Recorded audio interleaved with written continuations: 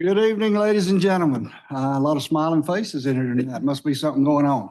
I don't know. So glad to have you all here tonight. I just wish the TV audience could see how many people's in the room tonight.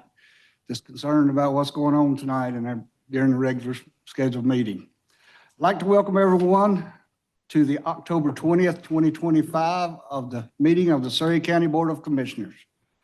We'll get right into it, and I'll lead everybody in the invocation and pledge. Everyone, please stand.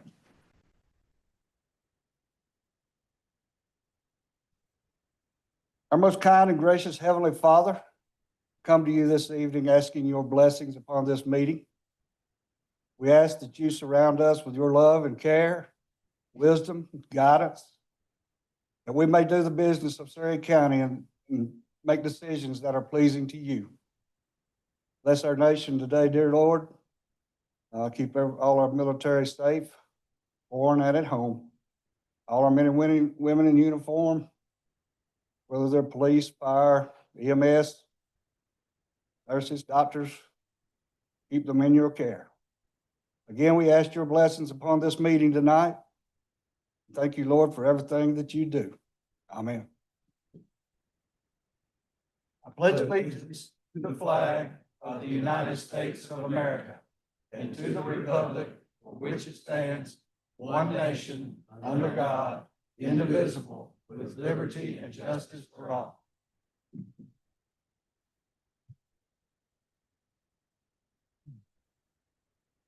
All right, first on the agenda is the approval of the agenda, and I need to ask Howard if he would explain. Thank you, Chairman. And I have a request for the board to amend the agenda with regard to the closed session, which is listed at the 6:15 following the public hearing. Currently, it states legal. I would ask the board to amend it to also add confidential information under 143-318A3. Trade secrets under 132-1.2, and competitive healthcare information under 131E-97.3. All right, do I have a motion to approve the amendment of the agenda? Motion to approve, Mr. Chairman. Do I have a second? Second. Second. Motion by Commissioner Goins, second by Commissioner Tucker. Any discussion? All in favor, please say aye. Aye. Any opposed? Motion carried. All right, the approval of October 6th, 2025 meeting minutes. Everyone had a chance to look over those. Do I have a motion? Motion to approve the minutes, Mr. Chairman. Motion by Commissioner Hyatt. I'll second that. Any discussion? All in favor, please say aye. Aye. Any opposed? Motion carried. Next is the consent agenda, and I'll turn it over to County Manager Chris Knopf. Thank you, Mr. Chairman. First item are the tax department end-of-month summaries, charges, and reports. Next is a motion to rescind previous funding opportunities requested by the Yadkin Valley Sewer Authority at the last meeting. They've decided not to apply for that grant. Next item is to allow emergency management to apply for a number of grants as they typically do each year. Next are position reclassifications from human resources related to the Public Works Department. And finally, budget amendment number 6 has a number of items in it. One is a transfer to the Central Services Department to cover a loan to the Northern Hospital District of Surry County for the 50% interest purchase of Hugh Chatham Health Hospice of Surry County Incorporated. Next are also some insurance services, LEPC, Parks and Recreation part of grant, and the EMS apprenticeship program included in the budget amendment. And that's all, Mr. Chairman. All right, thank you, sir. After being heard from County Manager, what's your pleasure? Mr. Chairman, I'll make a motion that we approve the consent agenda on tonight's agenda as presented by County Manager Chris Knopf. Thank you, sir. Motion by Commissioner Tucker. Is there a second? Second. Second by Commissioner Hyatt. Any more discussion? All in favor, please say aye. Aye. Any opposed?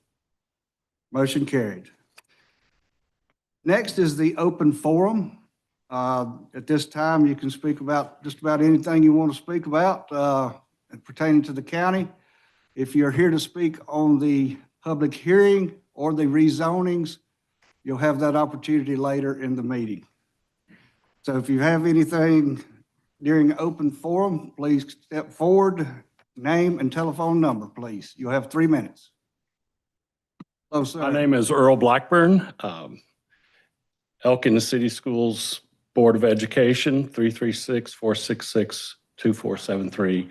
Four things very quickly. First of all, a big thank you to you commissioners for the money that you have given to the Elkin City Schools and the entire district. We appreciate it. I think that we have this train back on the track and it's slowly moving forward. It's going to be a long, slow process, but we are very encouraged and we thank you for your aid and assistance. Second thing is I want to salute the state of Louisiana. I lived there for 15 years and they have now effectively totally banned abortion through the work of some wonderful people, including the support of Steve Scalise, who is the House Majority Leader, the House Speaker Mike Johnson, and the Senator from Louisiana, John Kennedy. And they have completely shut down all the abortion clinics, or murder mills, as I prefer to call them. And I want to salute that state for doing that. And then in conjunction with that, the third thing, I want to acknowledge a dear friend and colleague of mine, if he would stand, Pastor Paul Haynes. He was a pastor at the church where I formerly pastored, Heritage Baptist Church. The last abortion clinic was 3/4 of a mile from our church, and we fought and fought, rescued people. It was just a wonderful thing to see that thing closed down. And I want to commend Pastor Haynes and a lot of wonderful people there in Shreveport for this excellent and superb work that they have done. And then last of all, fourth thing, Mr. Commissioner, I'm waiting for that money that you owe me. The interest is, You have that backwards. no. The interest is accruing on that. Gentlemen and fair lady, thank you for your time, for my time. Appreciate all that you're doing. And I'll leave this glorious crowd to the brouhaha that is getting ready to come from what I hear. Thank you. Great news about Elkin City Schools. Anyone else? All right, I'll close the open forum. Next on the agenda is Mr. Dan Barrett, attorney.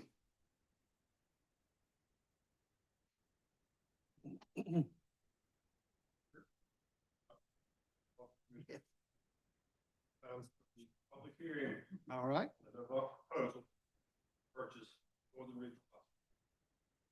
Just sign up sheet. All right. And if I could, Chairman, in addition to that, the public hearing pursuant to 131E13, D5, and the purpose of this tonight is to solicit public input and allow the public to comment on the proposal. That proposal has run in the Manary newspaper, or excuse me, that notice of this meeting has run in the Manary newspaper 10 days before, at least 10 days before the hearing, started on the 8th of October.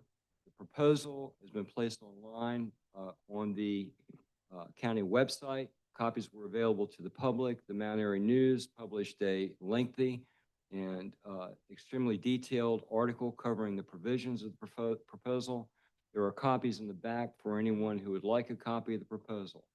But the purpose of tonight is not a question and answer period. This is a time for people to express their own input about the proposal. After the public hearing, the board will retire briefly for a closed session for legal and confidential information and trade secrets and for competitive healthcare information. That should be relatively short. After that closed session, the board will reassemble and the public meeting will start again, and that will be time for board members to discuss the proposal. Thank you, sir. All right, next up on my agenda is Tom Waldrop, attorney.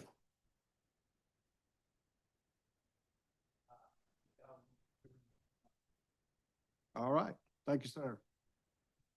Next up is Robin Hodgen, CEO of Northern Regional Hospital. I declare the public hearing open. Great, all right. Yes. Well, good evening. Thanks for having me. My name is Robin Hodgen, and I reside at 142 Greystone Lane, Mount Airy. I have the privilege of being an employee of Northern Regional Hospital for 44 years, but I currently serve as the interim president and CEO of Northern. And it's an honor to be here tonight to voice my support for the sale of Northern Regional Hospital to Novant Health. You all know this decision has not been made lightly. Our hospital has served our community for nearly 70 years, but the healthcare landscape has changed rapidly. This sale positions Northern Regional Hospital to remain a cornerstone of care, a driver of economic development, and a source of pride for our region. I speak not only as a leader of Northern Regional Hospital, but as a colleague of 1,000 caregivers, dedicated caregivers of Northern Regional Hospital. I speak as a patient, I speak as a family member who deeply understands the vital role Northern Regional Hospital plays in the lives of those we serve during their most vulnerable moments. Novant Health is a trusted partner with strong roots in North Carolina and a demonstrated commitment to rural communities like ours. As outlined in the proposal, they have pledged significant investments in our facilities, our services, and team members, ensuring that high-quality care remains accessible right here at home. By joining Novant Health, we are ensuring long-term sustainability, expanded services, and a continued investment in our people and our patients. I am deeply grateful for my years at Northern, and I'm incredibly proud of the work that we do every day. As we look to the future, I remain hopeful and committed to securing a lasting, vibrant future for our hospital, our community, and the extraordinary individuals that make Northern Regional Hospital so special. Partnering with Novant Health represents a meaningful step toward that goal. Thank you, and thank you all for your service to Surry County. Thank you. Thank you, Robin. Thank you for everything you've done. Dr. David Shockley. Good evening, and on behalf of the board of Northern Regional Hospital, it is a pleasure to be with you here tonight, and sort of a sweet sorrow. It's a turning of a page of a rich tradition of history of healthcare in our community of 70-some years. But as you look in rural healthcare and as rural America struggles to continue to be able to provide the services and needs so that we can have the American dream and participate in that American dream, when I was assigned to that and appointed to that board 13 years ago, when I first started there, I thought it was all about healthcare. And healthcare is very, very important. In fact, communities that don't have healthcare and comprehensive healthcare are going to struggle even more mightily than those who do not have that healthcare. And so the board and myself have taken that very, very seriously over all these years as caretakers of that hospital and helping support the 1,000-some members of that hospital that serve our community each and every day. And we're so grateful for the hard work that they do in providing that. It wasn't long after that and serving on that board that I truly started to understand the economic development component of that. A lot of times we look at our hospitals and we see the obvious, the healthcare and the needs, and that is very, very critical and foremost mission of the hospital. But for this community, it's one of the largest employers that we have with the highest pay that is offered in the professions of healthcare. In my role as president of Surry Community College, that is very, very important to what we do in merging what I serve on the Northern Regional Hospital Board with serving the students of Surry Community College providing healthcare careers and opportunities for those students to stay in this community and have a great wage in supporting the healthcare needs and economic needs of our community. That is so crucial to rural America, to be able to have that. The economic development, the opportunities and jobs, and the hope that it provides the community. And that's what we have here. I support this sale to Novant, and I applaud this body in working with the board of Northern Regional Hospital and the senior administration and staff of that hospital in getting us here tonight. It has not been an easy task. It's been a long, arduous journey, and COVID really did accelerate the need for this. And without this, the hospital simply cannot make it into the future. If we do not have this sale and this merger to provide these healthcare services, I can attest to you as serving on the finance committee of the hospital, it cannot make it, and it will suffer the demise of many of the regional hospitals that are already closing across the nation at an alarming rate. And we cannot afford that to happen. And so I applaud first and foremost Robin Hodgson and her senior administrative team and all of the employees of Northern Regional Hospital for rolling up their sleeves and working very, very hard in the most difficult of situations to make our hospital not only the quality that it is and very, very attractive for partnerships such as Novant, very, very quality driven with high scores, desirable workplace, and all of those type things, but also shoring up and helping us be able to lengthen that runway that's brought us here tonight at this critical moment. I do see this as a moment that will, although it's emotional for a lot of people, and I truly understand the emotions both ways, but it is very, very necessary in providing the healthcare needs and the socioeconomic mobility of Surry County going off into the future. And time will look back and history will judge this. And I feel like that it will wholeheartedly judge this as a moment that is critical into the time and moving our community forward with the healthcare and socioeconomics and the quality of life that we've enjoyed, being able to pass that down for the next several generations.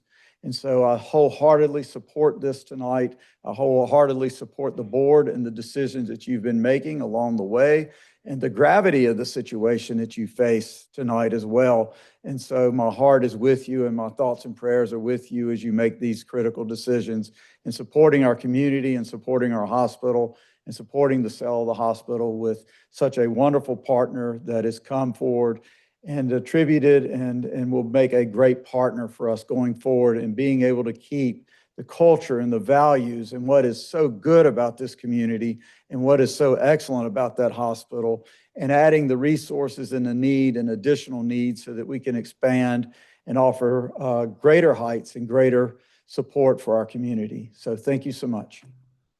Thank you, Dr. Shockley. Allison Bedsall.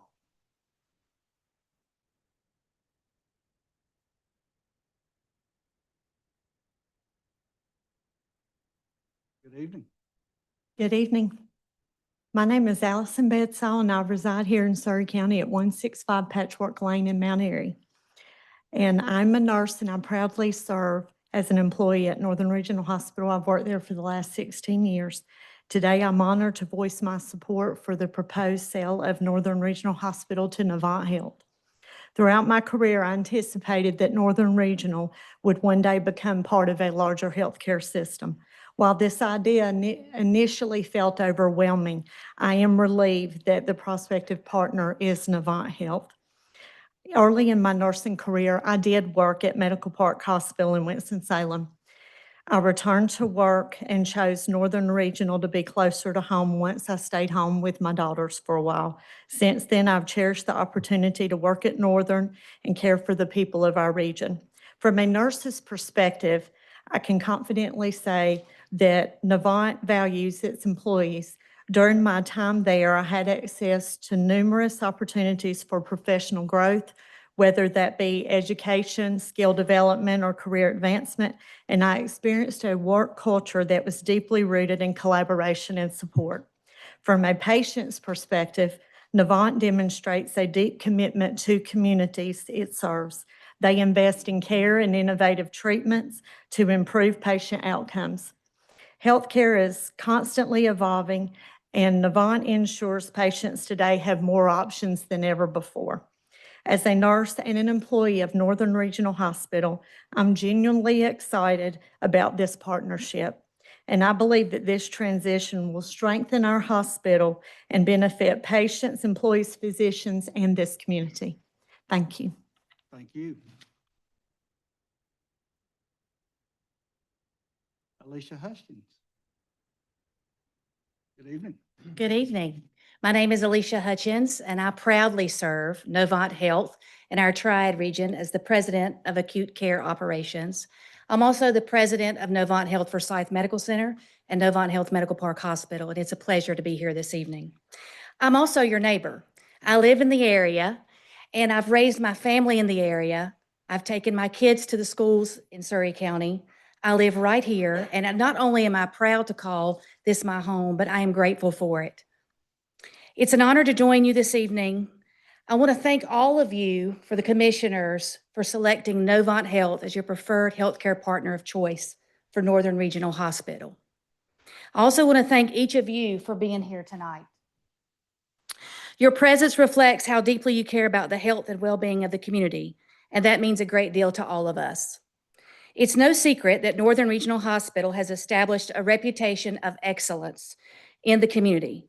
Frankly, there is a lot of history here, and hear me when I say we will not only preserve your history, but we will absolutely celebrate and honor the history of Northern Regional Hospital.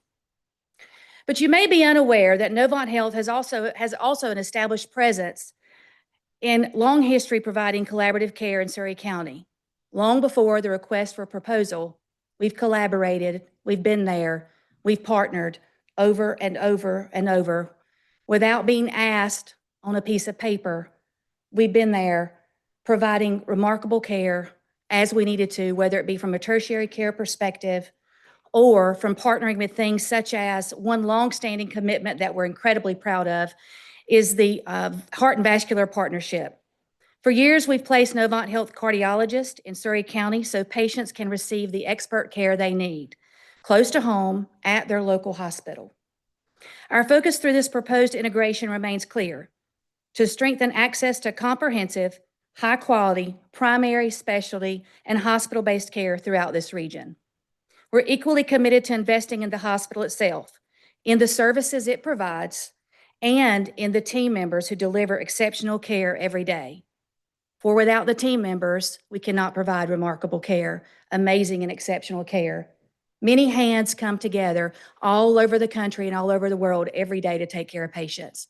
And I am proud to stand up here and say that we will work together with Northern Regional Hospital to make sure that those many hands create an amazing, exceptional experience. Continue to create an amazing and exceptional experience for the patients of Northern Regional Hospital. Let me also be clear that by choosing Novant Health, which is proudly headquartered in Winston-Salem, you're investing in the long-term sustainability and growth of healthcare for patients and families in Surry County. The future is incredibly bright, and we look forward to taking these steps together to ensure this community continues to thrive for generations to come, for we are always better together. Thank you for your time. Much. Dr. Scott Corbin. Good evening. Good evening. Well, commissioners, gentlemen. My name's Scott Corbin. I'm a general surgeon. I reside here in Mount Airy at 165 Virginia Street, Suite 11. This was my first job as a general surgeon in 1997. I stayed here for 3 years. I moved away to my hometown in Arkansas and then moved back in 2006. This is where I wanted to be. With this transition, I'm here tonight because I think that Northern Regional Hospital and I believe in the vital role that it plays in our community. I've seen firsthand the differences made in the lives of our patients and the compassionate and professional care they can receive very close to home. I think very strongly that this must continue. I fully support the proposed partnership with Novant Health to acquire Northern Regional Hospital. This is far more than a business transaction. It's about securing the future of healthcare in Surry County Novant Health brings the resources, the expertise, and long-term commitment needed to invest in our hospital, our staff, and the services we provide. With that support, we can continue delivering high-quality care without asking patients to travel long distances or sacrifice the personal connection that they've come to rely on.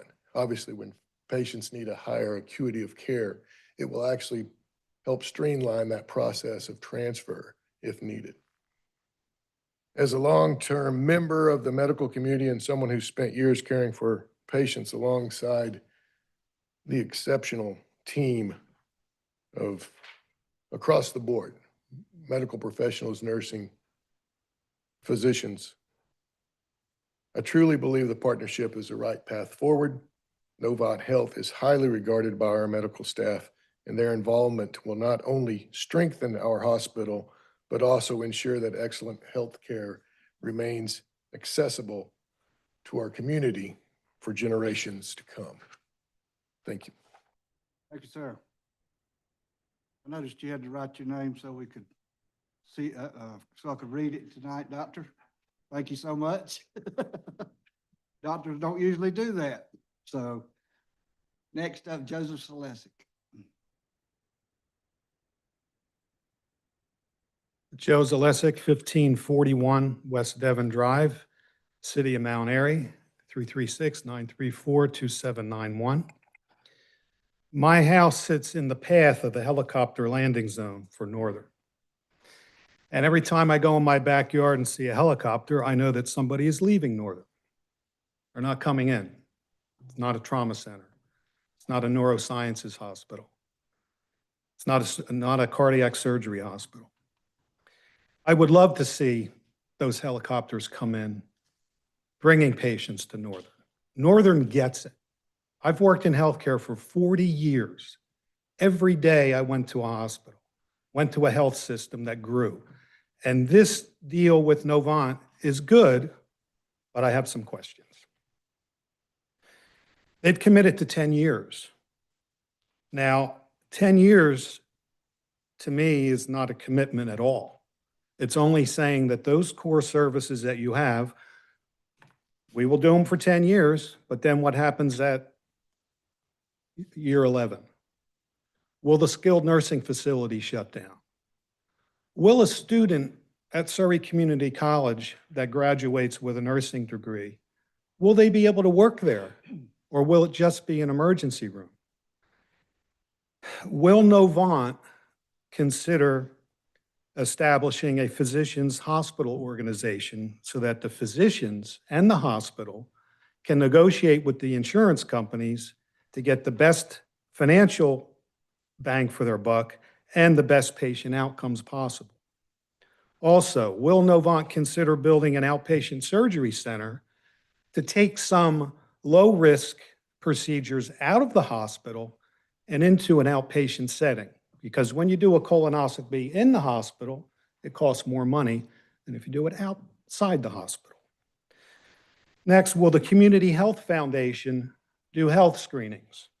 We have an epidemic of prostate cancers and breast cancers, and Surry County really needs those screening services for people that can't afford to go to a clinician.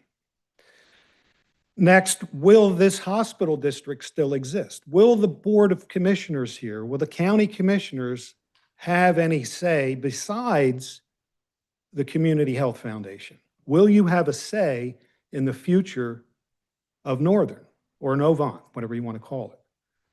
I hope you will have that authority. Next, I'm looking at some of the things that Novant does, and they do some great things. For transparency, I'm a patient of Northern, and I've used Novant's advanced imaging services, and I am a member of the Community Advisory Committee that you appointed me to review skilled nursing facilities through the Ombudsman. Will Novant bring in their family practice residency program? Will they start recruiting new physicians? You don't tell a surgeon that you're only going to be a surgeon for 10 years at a hospital. To me, the 10-year plan you shouldn't have a 10-year plan. it should be a merger, acquisition, whatever you want to call it, without a 10-year limit on it. To me, it makes no sense. It's about people. Northern gets it. Their surveys are great, their patient outcomes are great, but it's really about people. And I just hope that Northern's core mission will be honored. You know, when a larger entity comes in, like Novant, what's going to happen in 5 years? Maybe Novant's going to be taken over by Healthcare Corporation of America or somebody else. These are the questions that you probably can't answer tonight, but I'm putting them out there. And I really think that if my old CEO saw this 6-page proposal, he would say it needs to be 600 pages because we need more information. But the public is only getting a little snippet of this. And you know, as well as I do, that the population of Surry County and Southwest Virginia is aging.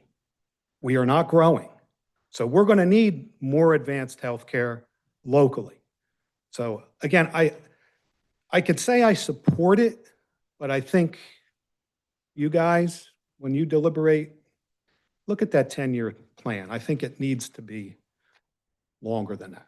Thank you very much. Thanks, sir. Shirley Brinkley. I'm older than I used to be. Good evening. I'm Shirley Brinkley. I know most of you and you know me. I am a former city commissioner. I say former because I wasn't X'd out. I chose to move out.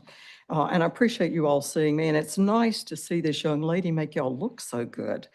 That I like too. I appreciate you allowing us to speak.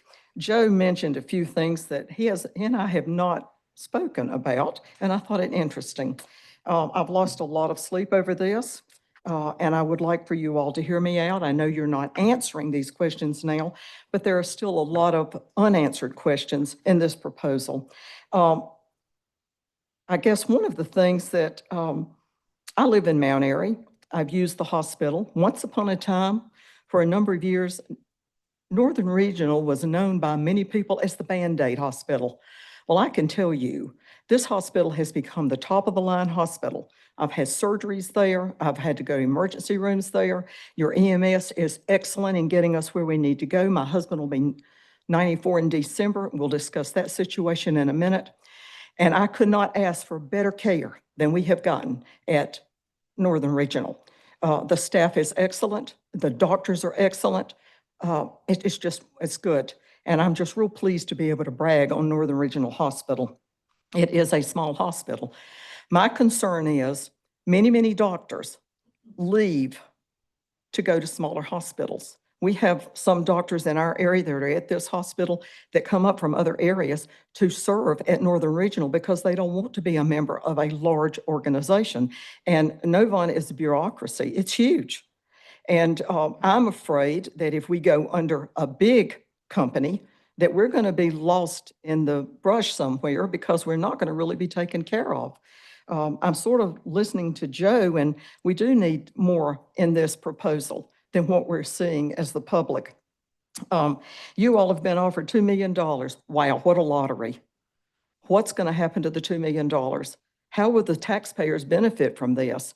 If we'll say 75,000 people were taxpayers in this area when I was a commissioner, I think there were 75,000. I don't know what's in our county now, but if 75,000 people, you gave them 10 cents off of their taxes, then you've still got $1,125,000. That is probably unrealistic. But what's going to happen to the $2 million that you all get? And the bonds that are going to be paid, that's great. Getting these bills paid off is wonderful.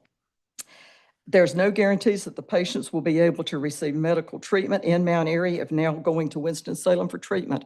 I've read some of the comments that people have said, oh, this is going to be great. I don't have to go to Winston to get whatever treatment I'm getting. There's nothing that says that this is going to change.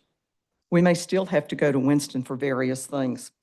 I'll keep on bragging on these doctors because I think they're top of the line. I'm concerned that we're going to lose some of these doctors. If you look at the statistics, many doctors, we're losing a lot of specialists. And doctors begin to retire because it's too much of a burden on them. They've got too many patients. And there's no guarantee that we're going to get more doctors.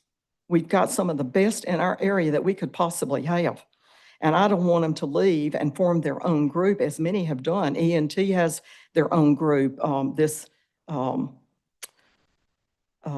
Can't think of it, but there's several groups that have come together because the doctors have decided, I don't want to work for a big hospital. I don't know what the benefits are going to be for the doctors by being with Novant. You know, they may be getting a big bonus. Gosh, who wouldn't want that? But that's their business, not mine. This move for Novant to take over is undesirable. It's sort of like a can of worms that you don't know which worm's going to come out and which one's going to feed the fish. I've complained to Novant in Winston-Salem many times about a lack of help, something that's needed. If Novant takes over, what are they going to do after 10 years? Are they going to just let us go? They don't take care of some of the buildings they've got now. They may be leasing, I don't know, but the young lady mentioned cardiology. My husband goes to the cardiologist on Riverside Drive. He'll be 94 years old in December. I have begged in Winston-Salem that whomever I've called to please get handicap ramps so that I don't have, and me and other people with handicapped people do not have to get our husband or our family member out at one end of the parking lot in the rain, whatever the weather is, and walk with that 185-pound husband up to the door, which is in the middle of the building. There's no handicap ramp there, and there's no automatic door opening. By the grace of God, there might be somebody inside that's with a patient that'll come and open the door. This cardiologist office has been here a long time. The reason I mentioned doctors leaving, my husband's doctor, we have been called 3 times to move his appointment further out because the doctor can't take care of all of the patients that Novant has. So these are some of the things we may be facing. Less doctors and not being taken care of.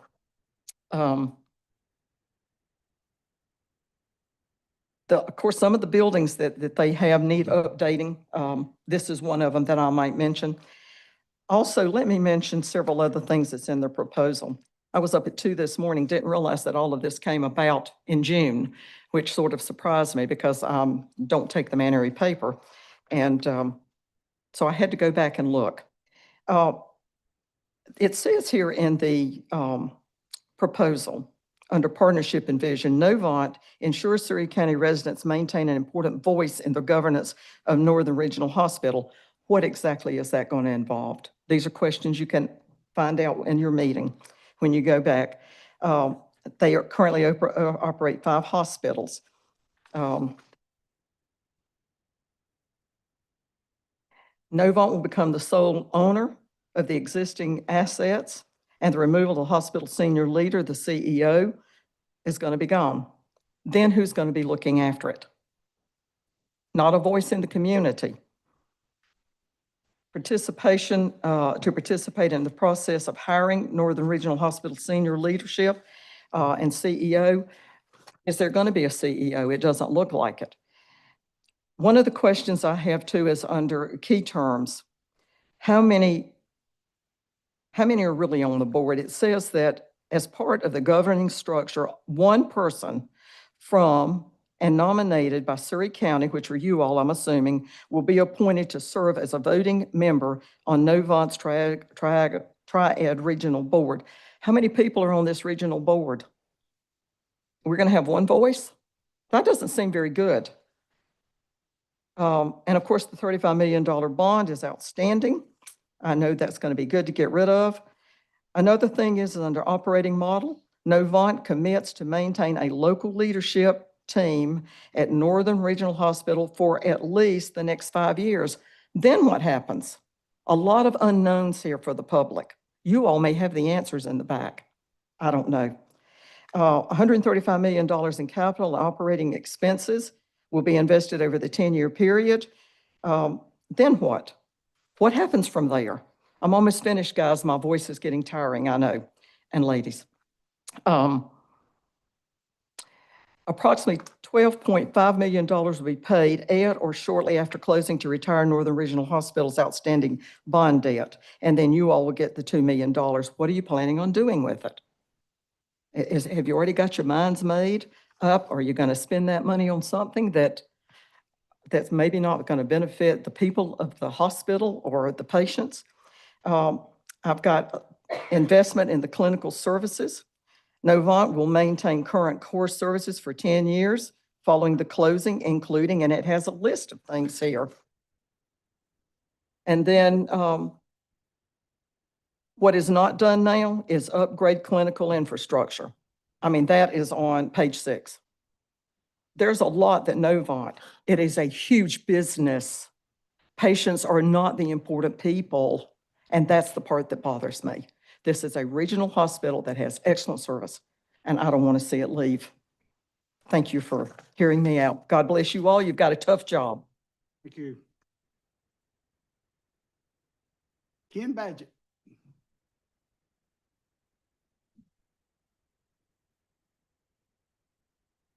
Good evening. Hope you all are doing well. Ken Badgett, 884 Rockford Road, Dobson, and my number is 336-401-1450. I want us to remember the 3-member Surry County Board of Commissioners who worked to create the Northern Hospital District of Surry County in 1953, just after the Martin Memorial Hospital burned in a major fire on May 1st, 1953. They worked quickly to successfully conduct a bond referendum to provide $500,000 for the construction of a new hospital, which was combined with about $1 million from state and federal sources.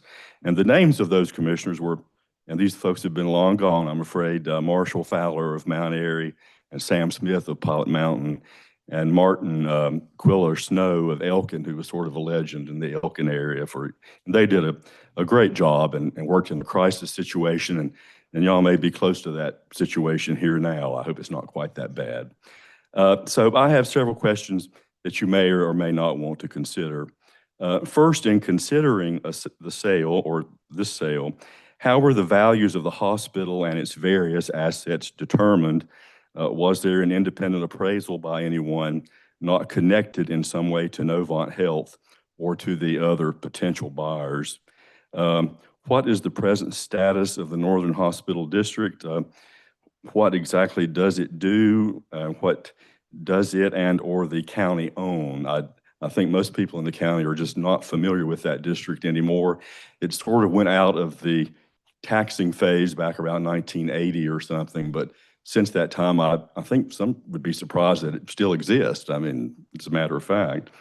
Does the Northern Hospital District of Surry County still exist after the sale of the hospital and its assets? Could or will the district or county be involved in the creation of bonded indebtedness for any expenses after the sale at the request of Novant Health or whoever buys it? Will that process still be in place in some way? And again, as has been mentioned, is one person enough representation on Novant Health's Triad Regional Board? And why would Novant Health be able to veto the person selected by Surry County to serve on this board? There should be more members, and I don't think they should have veto power over who's sent from here to provide some oversight. Why can't Novant Health just transfer $137 million to Surry County now? I don't understand how the purchaser of a property can dictate how the seller spends the proceeds from the sale. For example, if I sell my house, I would not want the buyer to tell me how to spend the money that I received from the sale or to create a 10-year plan for that money for their benefit. Also, why would Surry County agree to any influence from Novant Health for the use of new funds in a new community foundation?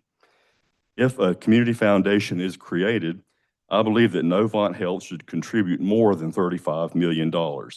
This entity, this massive health entity, has billions of dollars in revenue every year.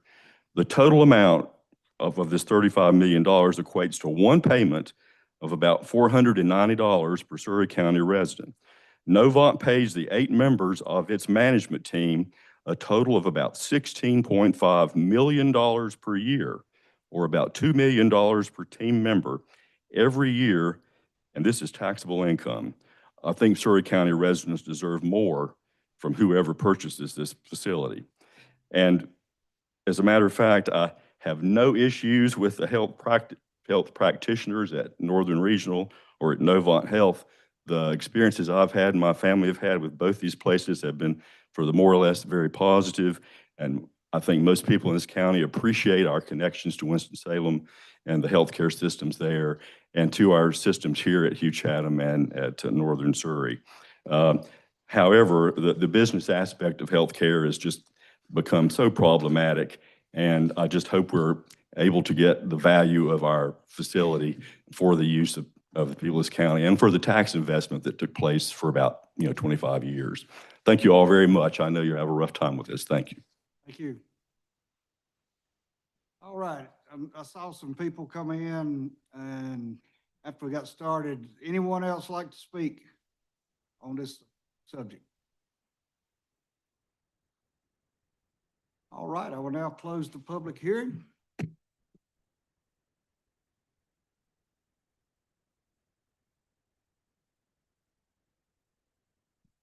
we have a motion to go into closed session? Motion to go into closed session, Mr. Chairman. Second, By Commissioner Goins, second by Commissioner Tucker. Any discussion? All in favor, please say aye. Aye. Any opposed? Motion carried. We will be back.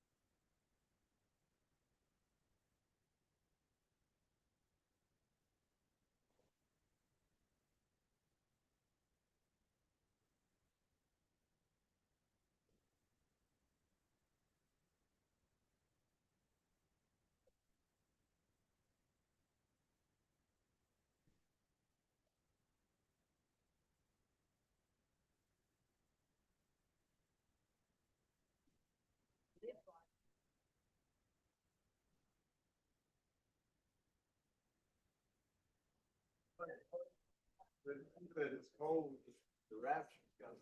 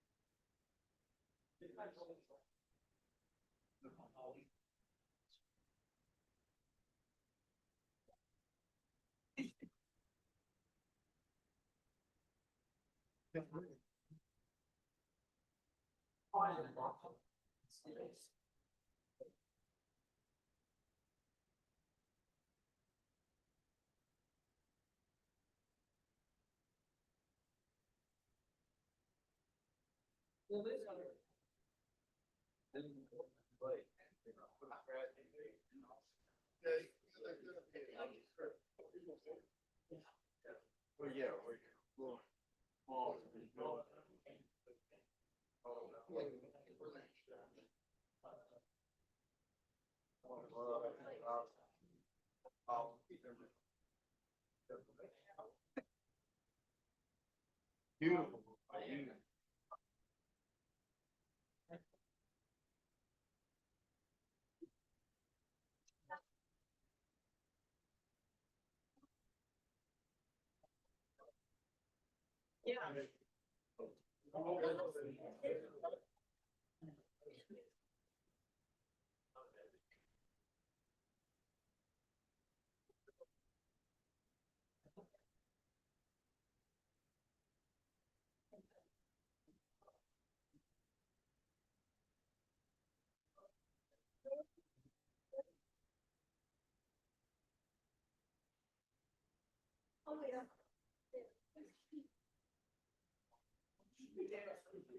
Don't you dare.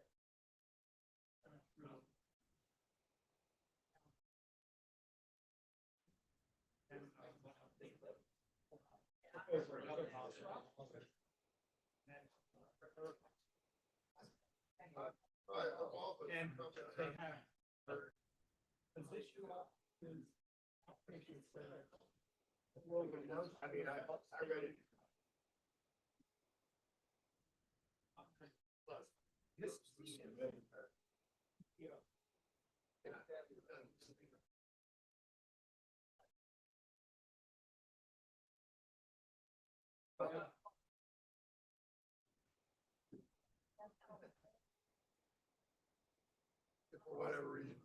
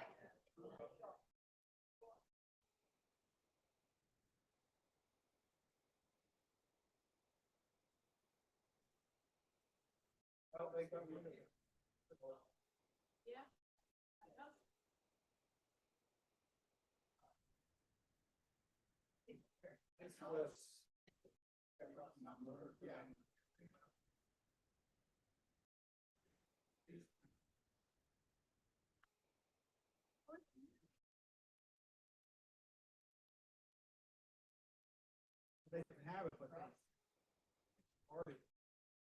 Oh, I see. And then they go, oh, it was only there. Good.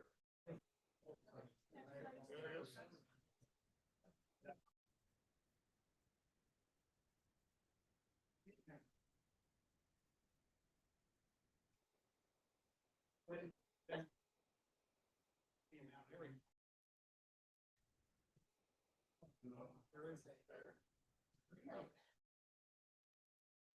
People just, a ride share, that's basically lower than. There's a person that needs it. But again, ridership is up. Rental car.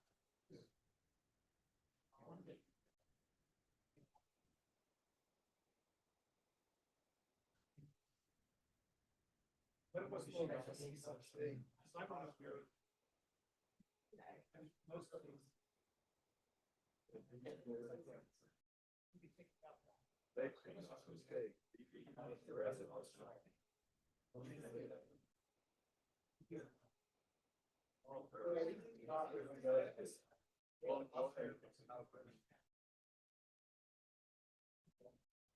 But it was on me. It was definitely my fault. I think it'll be here.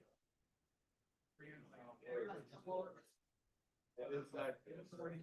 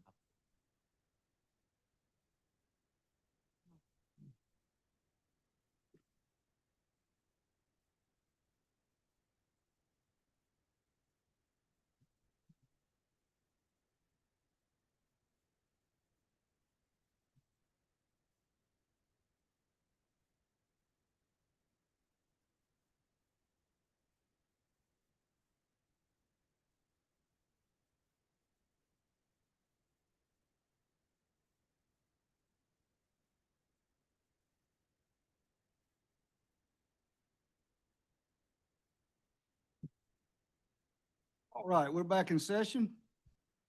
I'll turn it over to District Deputy County Attorney Howard Jones. Thank you, Chairman. There were several issues or questions from the public raised during the public hearing. We don't have time tonight to answer each and every one, but to provide some general information to address those questions, I would like to ask Attorney Tom Waldrop to come up.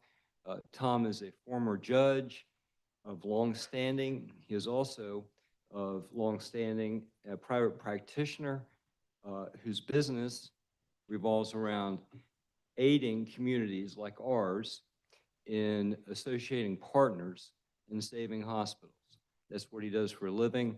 And without further ado, Tom.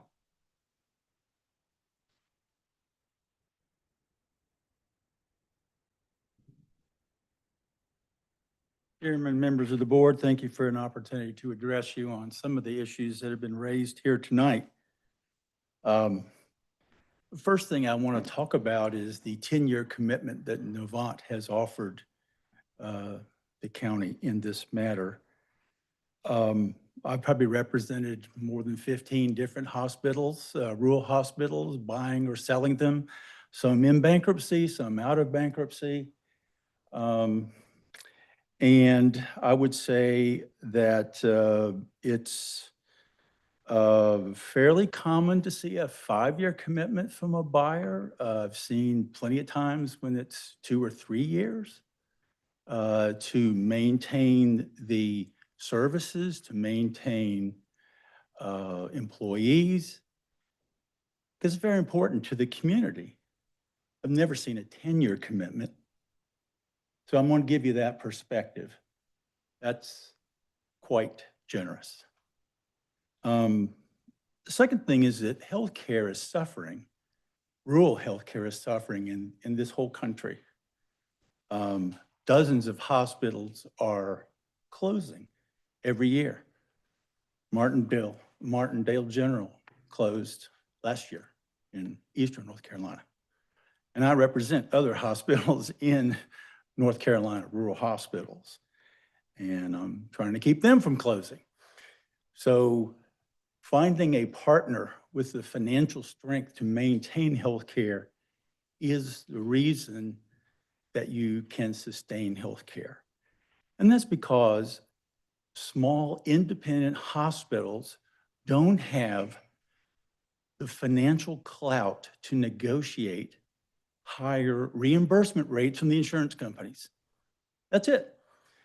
Most rural healthcare areas, hospitals serving rural healthcare, their payer mix is 70, 80% Medicare, Medicaid.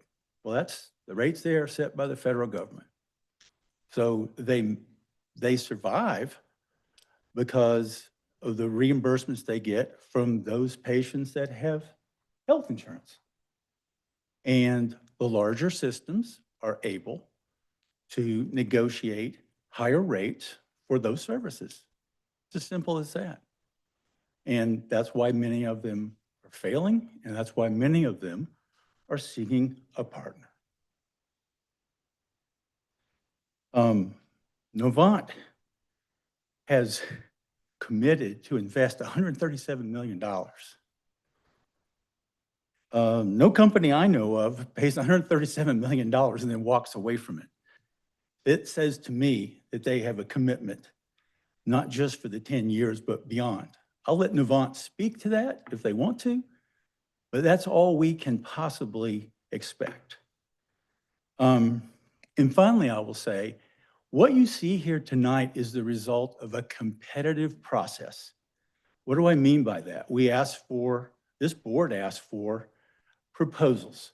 They got them. We negotiated with several different entities. We talked to many, negotiated with several. The best offer we had was from Novant. This is a great deal, and I strongly support it. Thank you, sir. Hope that answered a few questions. And now we will have commissioner comments. If anyone has any, I'll start off. I am the chairman of the governing board of the Northern Hospital District. I'm very proud of the negotiations and the process we have went through. Several entities did sign up when we put it out for proposal. And Novant jumped to the front. It's been a long, arduous process. We just didn't willy-nilly this overnight. A lot of negotiations, many long hours, days and nights, since we've started this. And a few people I'd like to thank. First, Alicia Hutchins and the awesome team at Novant. They've worked with us since we've narrowed it down. They've been over backwards to accommodate, to help, to assure us of their commitment. Stroudwater Associates, Northern Regional Board of Trustees with Chairman Dr. David Shockley. Thank you for your support and your board. President and CEO, NRH, Robin Hodgins. Thank you so much. Our county attorney, Ed Wolfs. Deputy County Attorney, Howard Jones. Thank you for all your work. Especially Attorney Dan Barrett and Tom Waldrop. Thank you so much for all the long hours you've spent working with us, keep us informed. All right, the Surry County leadership team, Chris and Sandy, and all the powers that be, Justin, everyone that's been involved. And a little shout out to Martha Jo Breno for setting up all our Zoom meetings during all this. But especially this whole board have worked collectively together to get this deal headed in the right way. But I've got to call out two gentlemen on this board, sitting to my left, who have spent many sleepless nights, long days, negotiating, on top of their other duties as a county commissioner. This was thrown on. Bill is also a member of the Board of Trustees at the hospital, and we asked Van to join him. He graciously did, and I think he's lost a few hairs doing it, so. But we appreciate all their hard work, and this is great for Northern. Over 1,000 employees.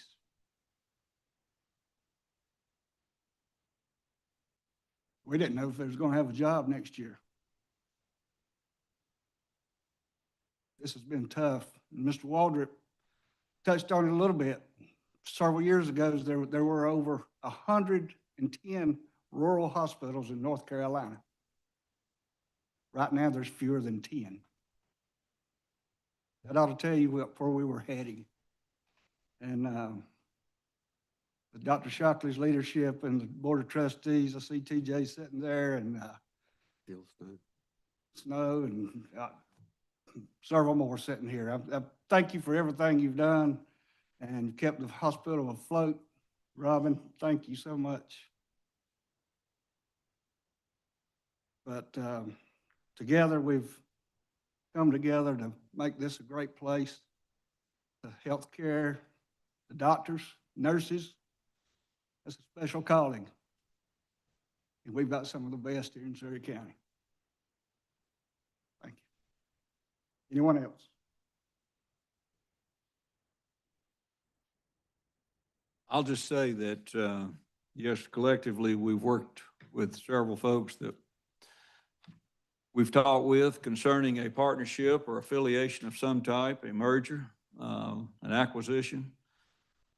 I served on the hospital board of trustees several years ago for many years, and there was a time when the rural hospital businesses were doing okay. This model in 1953, I was just sitting here thinking of the courage of those three commissioners that took $500,000 and looked around at the state and federal government for another $1 million to start a hospital, and I can't even hardly imagine what they thought might be there in 10 years, but they did the best they knew how at the time. And you know, it's worked for 70 years and it's worked well. At my time on the Northern Regional Hospital Board of Trustees, you know, the county board was always known as the board that appoints trustee members. But because times were pretty good and the model worked really well for a local rural hospital, as it did in most of the other parts of the country, the county authority, the governing authority, which sits as the commissioners, the same as the governing authority of the Northern District, which, by the way, still exists today. Yes, it's actually the owner of the hospital doing business as Northern Regional Hospital, but at that time, the commissioners didn't have much involvement in the Northern Hospital District, nor the day-to-day operations, and we still do not, the day-to-day operations. But when things may not be quite as good, and when business models change, and when a lot of the rural hospitals across America has just been a great sucking sound of going away, that's when the board and the governing authority of that board of the Northern District has to pay a little more attention. And we have, and we've been monitoring this situation and the ever-changing evolution of rural hospitals for a few years. But during the years of COVID and thereafter, Northern Hospital was facing some huge challenges that a lot of rural hospitals are facing across the country that are not here in survival today. Our hospital is still doing a good job. We have great people We have that wonderful homegrown talent all over this county, from Shoals to Westfield to Mountain Park to Cana, Virginia to Yadkin County. And the difference in our hospital, I believe, is the talent of those local people that do that wonderful, outstanding care when you become a patient there. I've always said if I have to go to a hospital, and I try not to go any more than I have to, but if I can get something taken care of at Northern Regional Hospital, that's where I want to be. That's the climate and the culture we want to continue right here on a local county level, right here in our local communities, and with the workforce right here with our homegrown talent that right out of our middle schools and our high schools, right into our community college and right into the medical expertise of working at somewhere like a hospital that looks after our sick and our frail. And that's where we or our loved ones either are or will be soon enough. So it affects every one of the citizens in Surry County. This proposed partnership tonight by Novant, in my opinion, ensures the long-term sustainability for the provision of quality health care in our local community for many, many generations to come, I think. I think it's certainly the best proposal that we've considered. It's certainly one of the best partners that we would have considered landing with. I think this is a good marriage, if you will, and I look forward to moving on down the road through this journey and closing this deal. And can't think of a better partner and a better opportunity than we have than to be partnered with Novant. And I believe it's going to spell good things to come for our citizens for many, many years to come. And I'll just say, Mr. Chairman, and to the rest of the board and the listening audience, as a member who's been working on this for some time, along with you fellows and this board and ladies, we believe it's the best deal that we have on the table by far. And we cannot be more excited than we are tonight. And we are looking forward to the opportunity. And we're ready to get this thing right on down the road and through due diligence and into closing. And I believe that everybody wins. Thank you very much. And I'll just follow up. We've not taken this lightly, and I believe this partnership with Novant is great for healthcare in Surry County. I like what I've heard from Novant in terms of their commitment to rural areas. I've heard that numerous times in our discussions, and I think they're here to serve people in rural areas and keep healthcare local. And we've had that discussion. Alicia Hutchins and I had that discussion. There's certain things I want to have done here, and there's certain things that I'll go down the road for. And you know, there's some angst with some people thinking everything's going to go down the road. I don't believe that. I think they're committed. They're committed. When you invest $137 million, I think you're committed. You know, you're committed to doing what you say you're going to do. And I appreciate the commitment that Novant brings to the table. Also, my hat's off to all the folks who've been involved. This has been a team effort. We've had a lot of people working on this, the Board of Trustees, the hospital leadership. We appreciate all the folks that are involved, this board, all of our attorneys.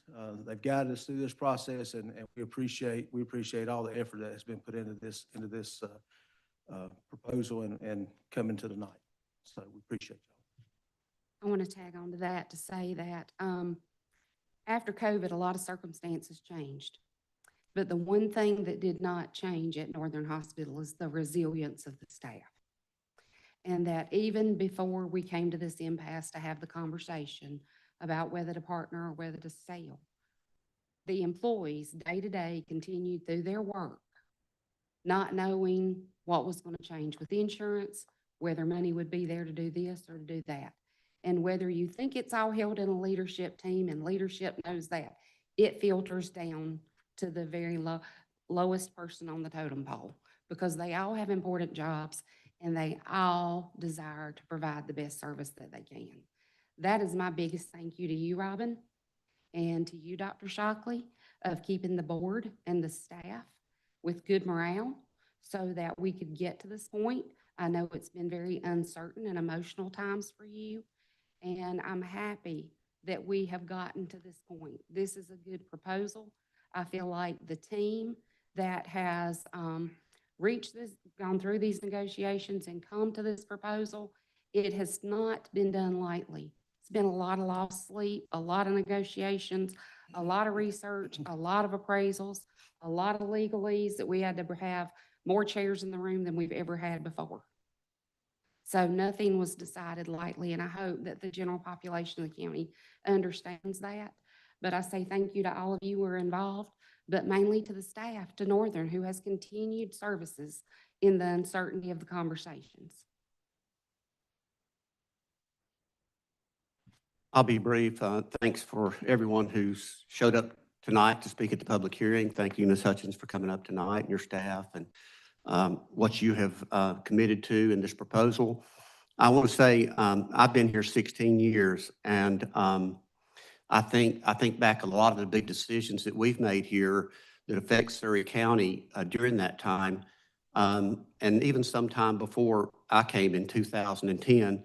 I think this is the most monumental and consequential decision affecting Surry County, certainly in a generation, and quite possibly going back to 1948 to the creation of the hospital district itself. And with the burning of the Martin Memorial Hospital and the creation of the existing hospital, I think this decision here bodes well for the county. I think it bodes well for our citizens. I think it bodes well for healthcare going forward into the future for a very, very long time. I think it is very positive, and I just can't see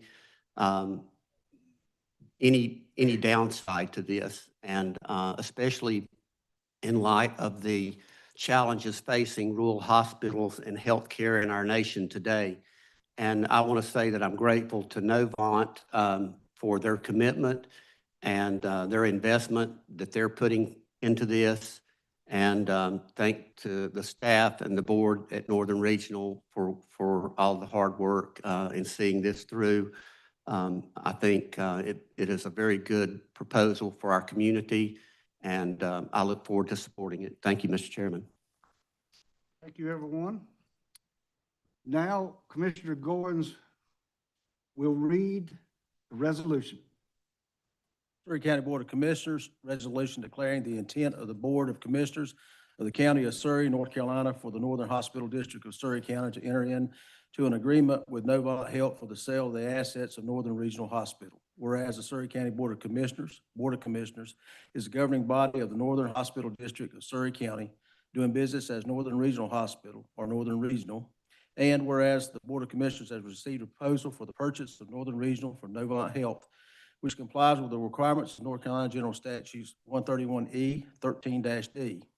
And whereas in its proposal, Novant offered to make a $137 million investment in Surry County, including funding capital and operating expenses of Northern Regional, funding a community foundation, and paying down Northern Regional debt.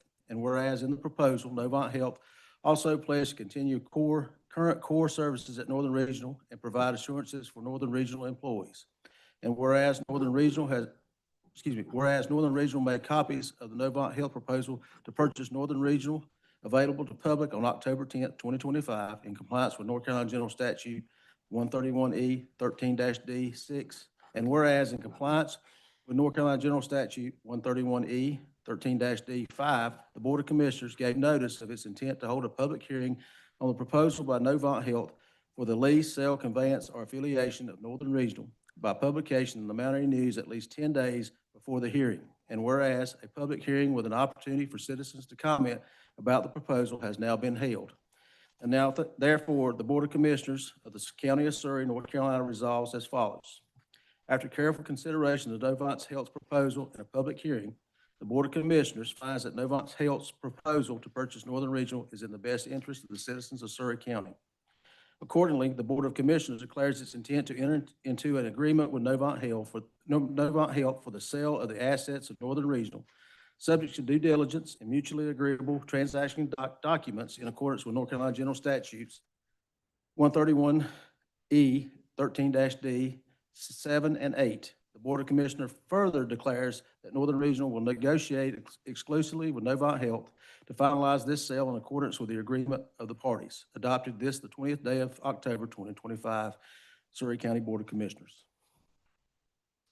Thank you, Commissioner Goins. I would like nothing better than be the one as the chairman of the District Board of Northern Regional Hospital to make this motion, but I will turn it over to these two gentlemen that have worked so hard to make this happen. Go ahead, Bill, I'll allow you. I'll make a motion that we adopt this resolution for Novant to purchase Northern Regional Hospital. And I'll enthusiastically second that, Mr. Goins. Thank you, Mr. Motion by Commissioner Goins, seconded by Commissioner Tucker. Any discussion? All in favor, please say aye. Aye. Aye.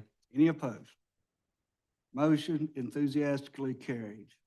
So, all right. We will now take a brief recess, maybe 10 minutes, so we can get all this paperwork taken care of. Bear with us. Thank you.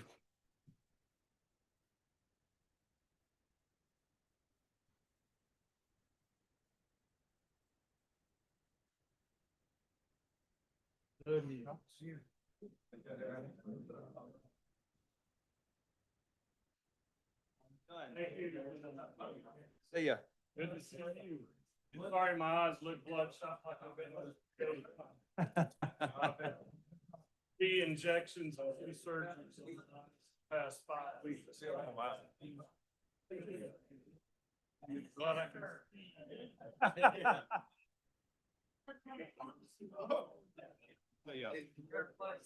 Hello, Earl. How you doing? Yeah. Well, good. Glad you come over tonight.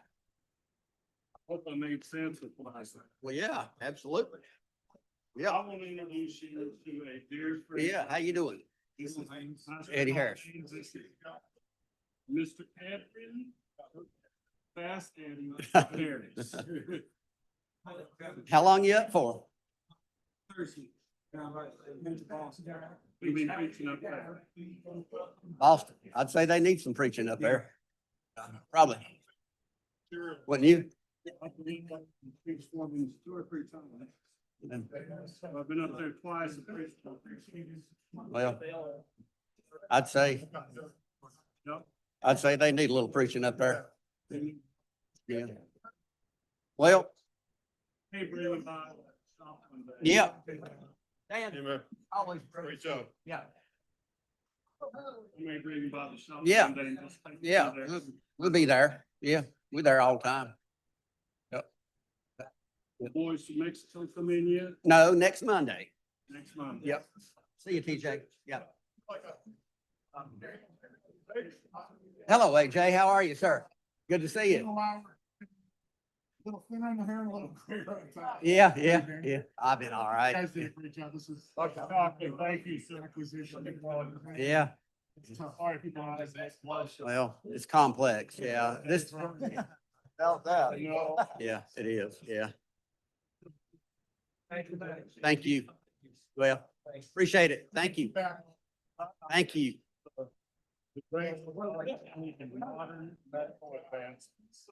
All blessings come from him. That's right. Got to recognize. 20 years ago, I would be blind. Glad that you.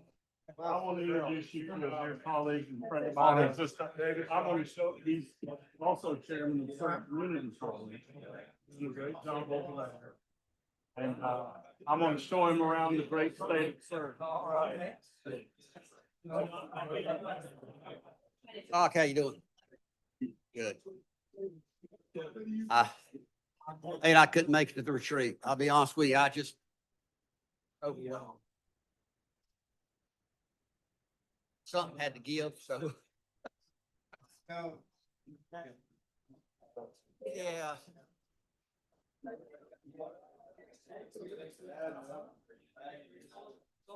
Thank you, sir.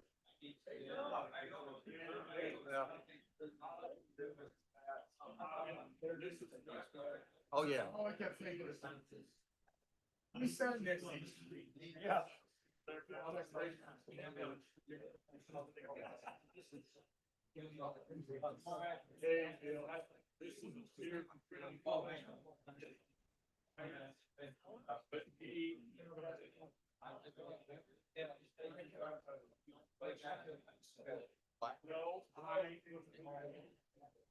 Yeah. You know, you read about, read in, of course, I read a lot of, you know, news about Oh.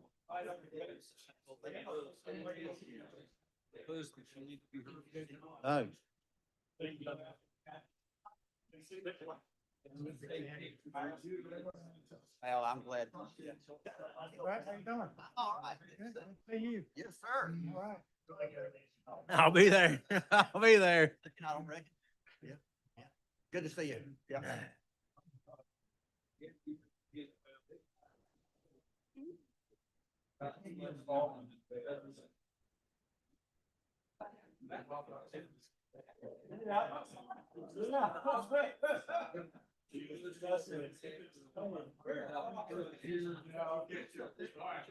Thank you.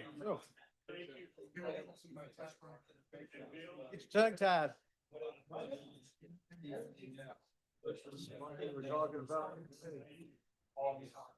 Thank you. Appreciate what you do.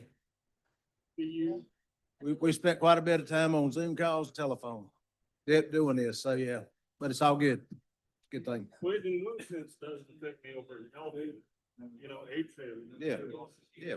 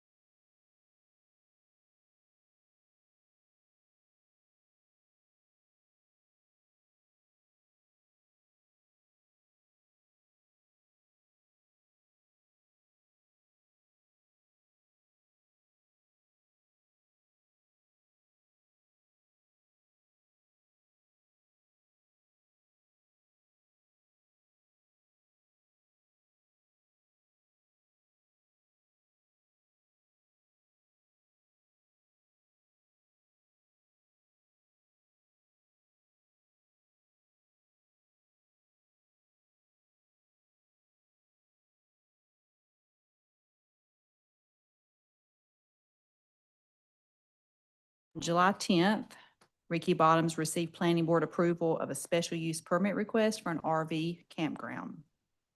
This approval expired due to no development occurring within a 2-year timeframe of the approval date. So Mr. Bottoms is now requesting an expansion of the approval, which is allowed under section 154.005-06D. And item D does read extension. The Board of Commissioners may extend the vested rights period from 2 to 5 years if it determines the extension is warranted, considering all relevant circumstances, including but not limited to the size and phasing of the development, the level of investment, the need for development, economic cycles, and market conditions. If the landowner requests, the county may conduct a public hearing to extend a vesting period not to exceed 5 years from the date of approval. The vesting of any site plan beyond a 2-year period shall only be authorized by the county. And I believe Deputy Attorney Howard Jones would also like to speak to that. Yes, just to summarize what Adrian said and just point out the operative words of the development ordinance, on July 10th, on July 10th of this year, there was a 2-year anniversary of the special use permit that was granted by the Board of Adjustment in July 10th of 2023. Under the development ordinance,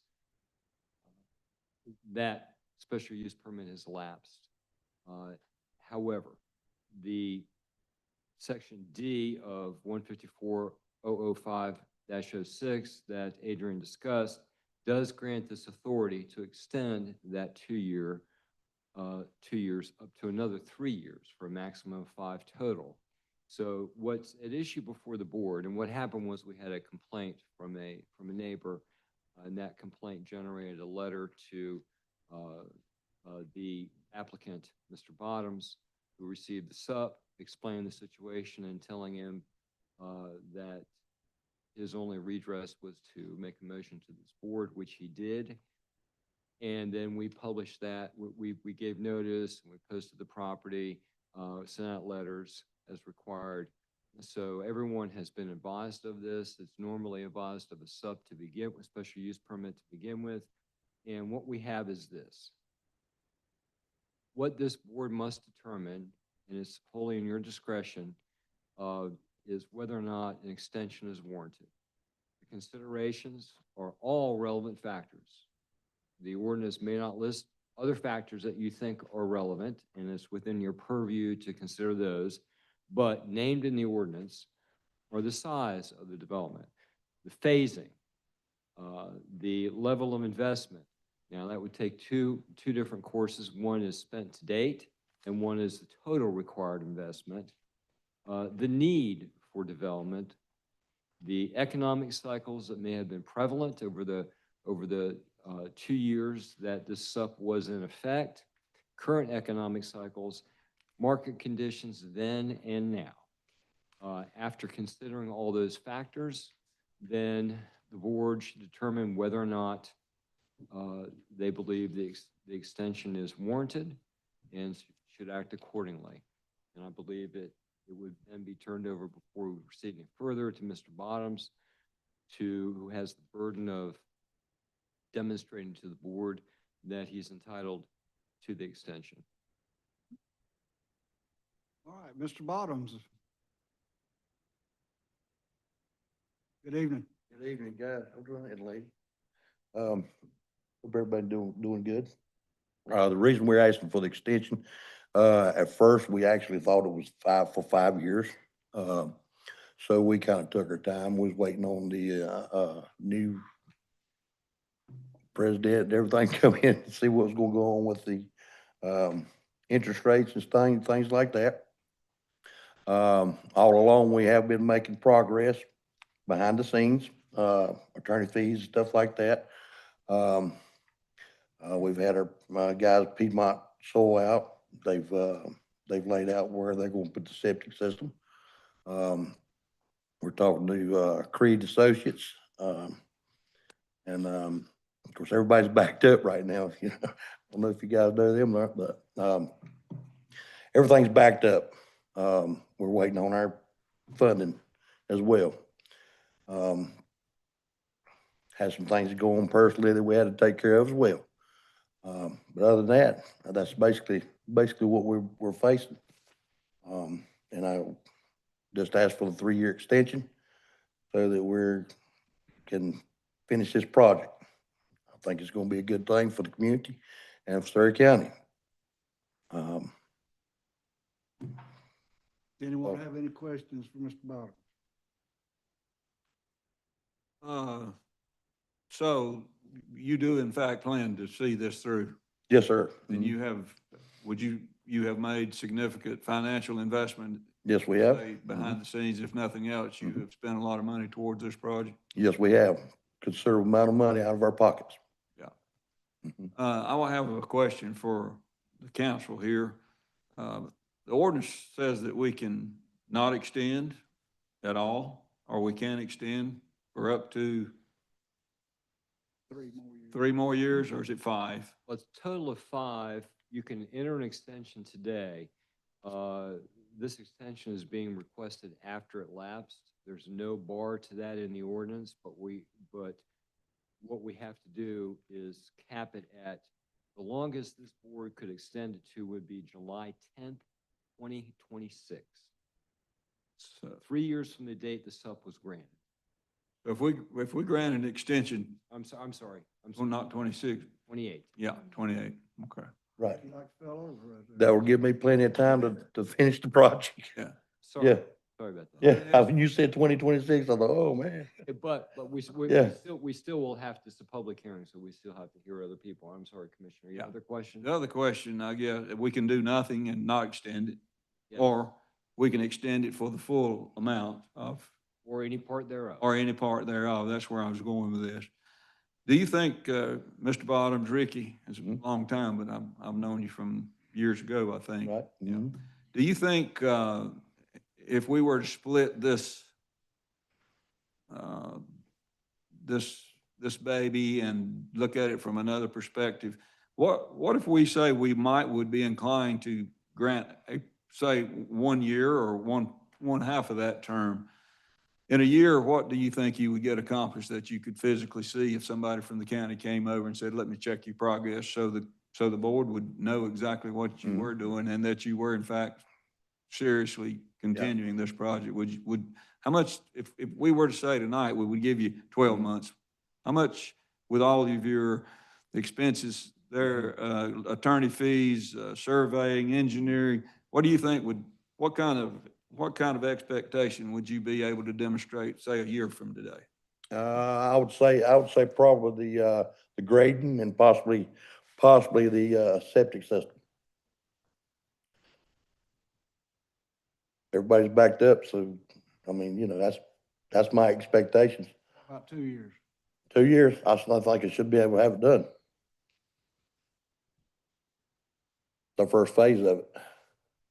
So,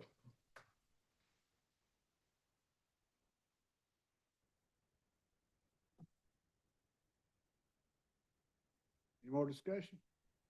I would just like to ask a question. It's been a while since I remember the hearing. See you again. Mr. Bottoms, when you say the first phase, the special use permit was it granted for phases, or was it? yes, sir. granted It's as granted for phases. Because there's 7 cabins that's going in that project as well. Excuse me, Mr. Turner, we having a question here. Does this require a public hearing? Yes. Well, Didn't think so. Well,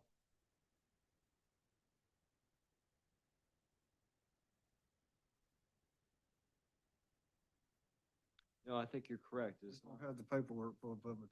You're right. It's not in the statute, but I do think we need to follow the same procedures in terms of giving the public an opportunity to speak. And that's at our discretion. Whether or not to provide that, Yes.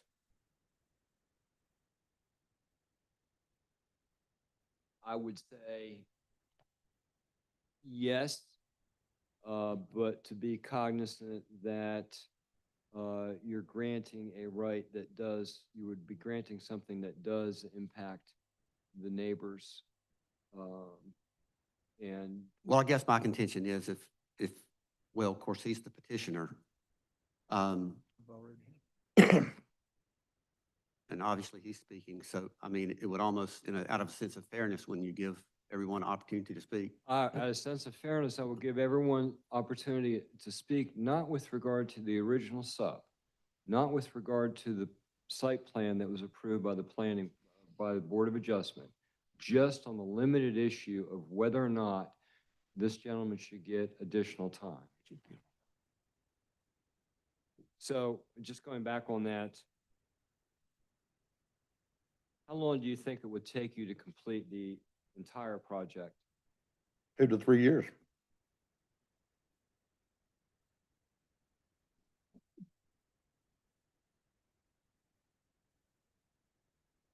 Where I was going with that was, if in a year and a half, you would absolutely There will be groundbreaking. planning, you would say you would have substantial evidence that Yes. you're serious about this and you're going to complete this project. What I'm saying was, you go through the public hearing, you go through the planning board, we want to protect the integrity of that judgment and their Right. process. Mm-hmm. So as we don't just do these and then do them again. Right. Well, But it looks to me like a fair compromise might be, maybe you've had some troubles, maybe you've had some personal issues, maybe you've had some issues that was beyond your control. And this board doesn't just slam the door shut on anything just because we can. But right on the other hand, we don't just continue it without some reason to believe we are doing the right and just thing. I guess where I'm going is, I would like to suggest we do something in between now and 3 years, like in a year and a half, if somebody from planning and development would go over and say, I've been over it, that there's no way that, I don't believe this project's going to be done. I think it's going to be done in another year and a half.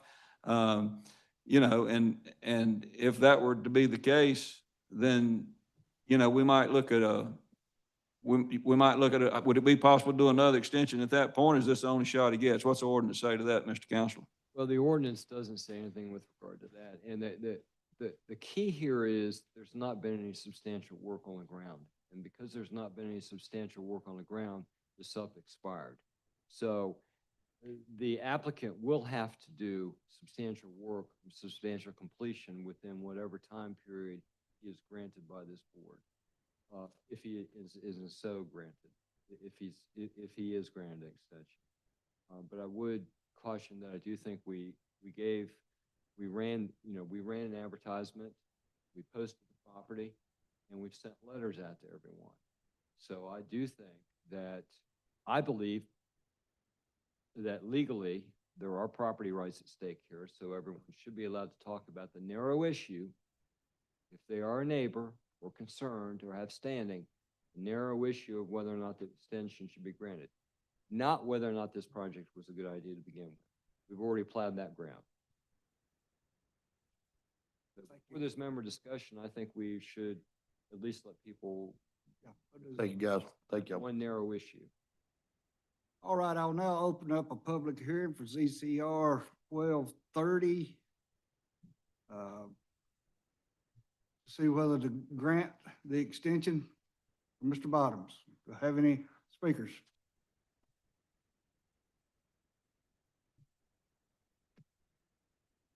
Good evening. Good evening. Good evening, Chairman and Commissioners. My name's Clifford Kane. I live at 879 Little Mountain Church Road, Ararat, North Carolina. Don't know if you need my phone number. I didn't hear that at the beginning. 336-414-8322. I'm here tonight against the extending the special use permit to Mr. Bottoms. The citizens of Ararat, have been against this development of the campground from the very beginning. We feel the permit was issued under compromising issues. But as you said, I digress from that because we're not deciding the legality of the permit, but the extension of the permit. And tonight I'm arguing against the extension of the permit using the idea of the lack of progress. which y'all have already mentioned, that the permit has expired. So it has already expired. So in 160, in the general statute, 160D-108, it talks about if a property goes up to 48 months without any kind of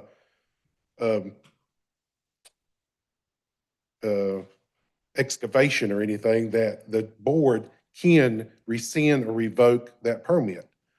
So as there has not been any kind of substantial commencement on the property, then the, under the 154.005-07E2, we're asking, the citizens of Ararat are asking that you remove this cloud of uncertainty off of us, because we've been on it for 2 years, and we just want to go on with our lives and just think it's best for the community that the permit has been rescinded.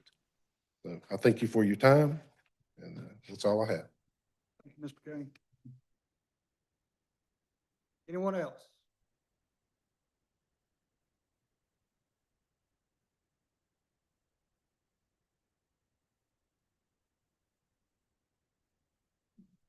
Good evening.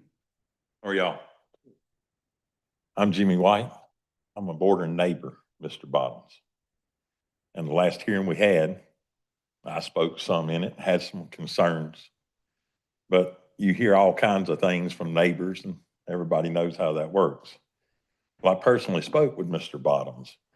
He actually stopped by before the final meeting and everything was approved, speaking about being friends. We've been neighbors 30-some years. I told him, as far as I know, we were friends. We had some concerns. As well as some of y'all have property, sometimes things can change. So we had some concerns and we come and reached them. In the meantime, Mr. Bottoms threatened some of the neighbors that had come to the meetings. This is the kind of person you're dealing with. One was a family member. One didn't even appear to the hearing. It's a neighbor. Threatened what he would do to him and things of that nature. Well, I bought a home next to Mr. Bottoms. And the plan was I was fixing it up to resell it to help the family. So I get done with it. He causes all kinds of problems trying to stop my sale. He's talking about how we're hindering him the whole time. He called my realtor, tried to cause problems with it, saying that this is not going to work. They better not sell it. Costed me money to do several things. Okay. That's kind of you see the kind of neighbor we're dealing with here. Caused problems for me and costed money for me in situations it shouldn't have costed me.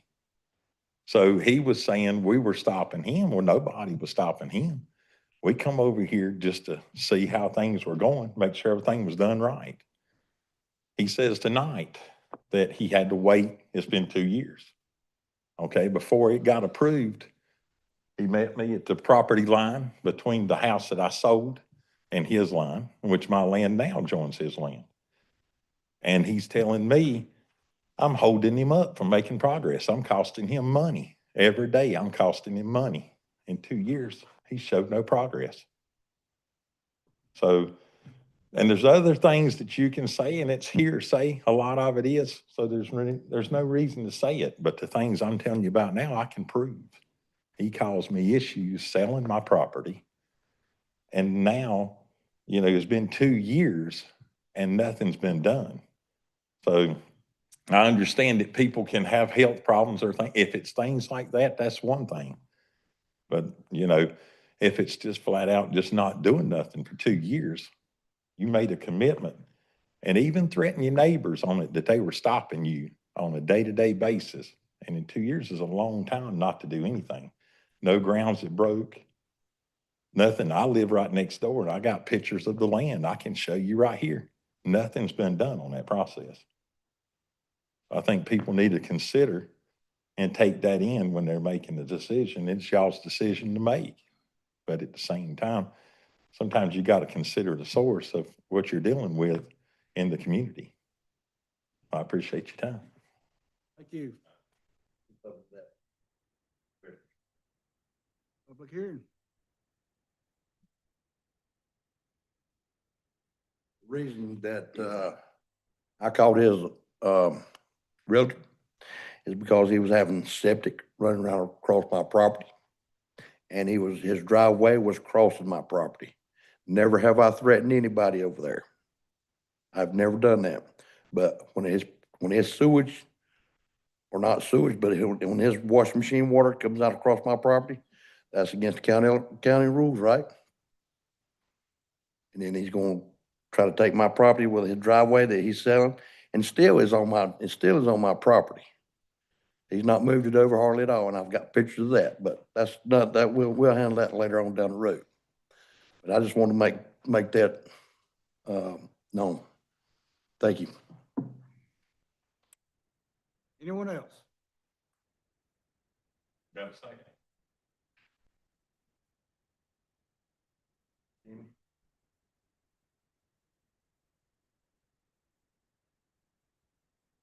I had to move the property over when his line joined it. I spoke with an attorney. There was nothing he could do. Legally, it was fine, but I had a sale. This house had been being looked at by several people. Now, when he says that I had stuff crossing his property, if that had been so, he'd had to contact the Dobson or someone on this. Nothing was ever done. And I won't ask you to take my word for it. And I wouldn't want to involve nobody without speaking with them first. But the lady that sold my house is probably looked up to in this whole area is the nicest person you'll ever know. And most people know her. She just happens to be sitting in this courtroom, Miss Beamer. Sold my home for me and done a fine job. And everybody advised her. And that house sold very fast. She had phone calls by Mr. Bottoms here. And you could ask her if she wanted to say there was never a call made to Dobson. There was some threats. Nothing of mine was crossing his land. If it was, it would be proof of it. He threatened, and she spoke back, and nothing else was done. None of this stuff is true. Like I said, if he had facts of that, you could pull that at Dobson tomorrow before you made the decision. There was nothing running on his property. And she'll vouch for that. She sold my house within a week. So there was nothing wrong. I didn't have to repair anything. This house sold instantly. I just thought I'd mention it was a situation. Thank y'all. You, anyone else? Yes.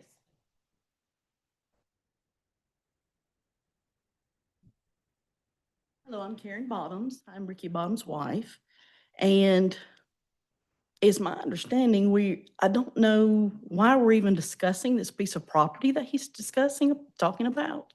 I will say he is not telling the truth. We even have a text from him that we could get showing that, sorry, Mr. Bottoms, I'm sorry about that. I've got it fixed. Ricky and I have spent a lot of money to get to this point. And honestly, we thought we had 5 years. And when we got that letter, we were crushed. We have been through so much, and I know you guys don't want to hear what it is, but so much money, so much opposition, so much jealousy, and we just want to do this RV park and help the community make it better. I just ask you that I don't know why these people don't like us. My husband has never threatened anybody about this. And it makes me upset to know that somebody's saying that about my husband. That has nothing to do with this. I know that it's just, we got to go by the rules on this. And I hope that's what you do. But I had to say, just please go by what the rules is, not because somebody doesn't like us or he's mad at us about something. I think that's crazy. Thank you for your time. Thank you. Anyone else?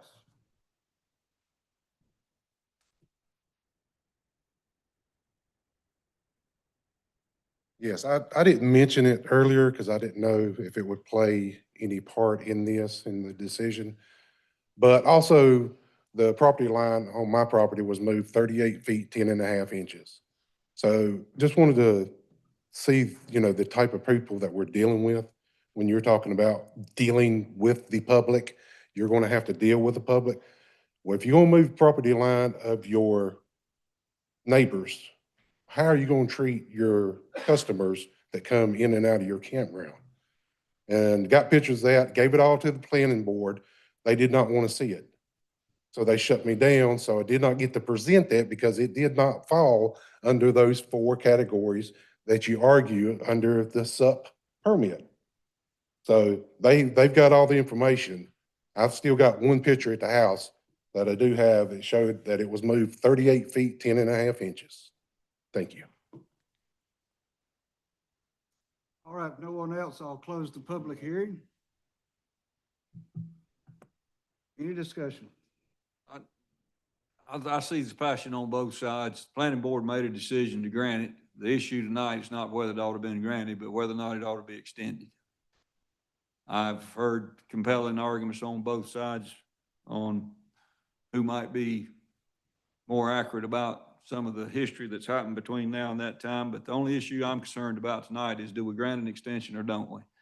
Still say the compromise is, I'm not wise enough to sit here and figure out what's exactly just about this situation, because there is a lot of passion there. I'm here to decide what I think is fair and what I can live with as my decision on granting an extension or not. And I suggest that we put a term limit on, not the full extension, but a length of time that Mr. Bottoms would have an opportunity to present to somebody at the county who could verify he has made physical evidence in proceeding forward. And if he has not done it by the amount of time you folks will agree on, I'd suggest about 18 months. Then I say that we know then he might not, there might be other issues, but we've done our part, and then the process stopped there. But because I'm not sure what his personal issues have been, what his financial difficulties has been, what his ability to get contractors out in this time it is hard to get contractors. I don't know all the facts about all of that. Not taking sides with either party, but since the issue has been granted and approved by this county one time, I'm going to suggest that we seek a compromise, and by that said date, somebody from this county goes out and he's done enough physical evidence and enough construction and work that we believe that he is on his way to completion. And I say that we compromise the term, that we extend it rather than three years. You saying 18 months? Did I hear 3 years is what we could do? 3 years from July 10th. Okay, from this past July the 10th. Okay, I'd say give him 18 months, and if he hadn't got a substantial amount of work done, but then we realize that he may not be ever going to be able to get there, that would be my suggestion, Mr. Chairman. Any other comments? Is this a quasi judicial hearing, or what exactly is this? This is an odd situation. This is not a situation.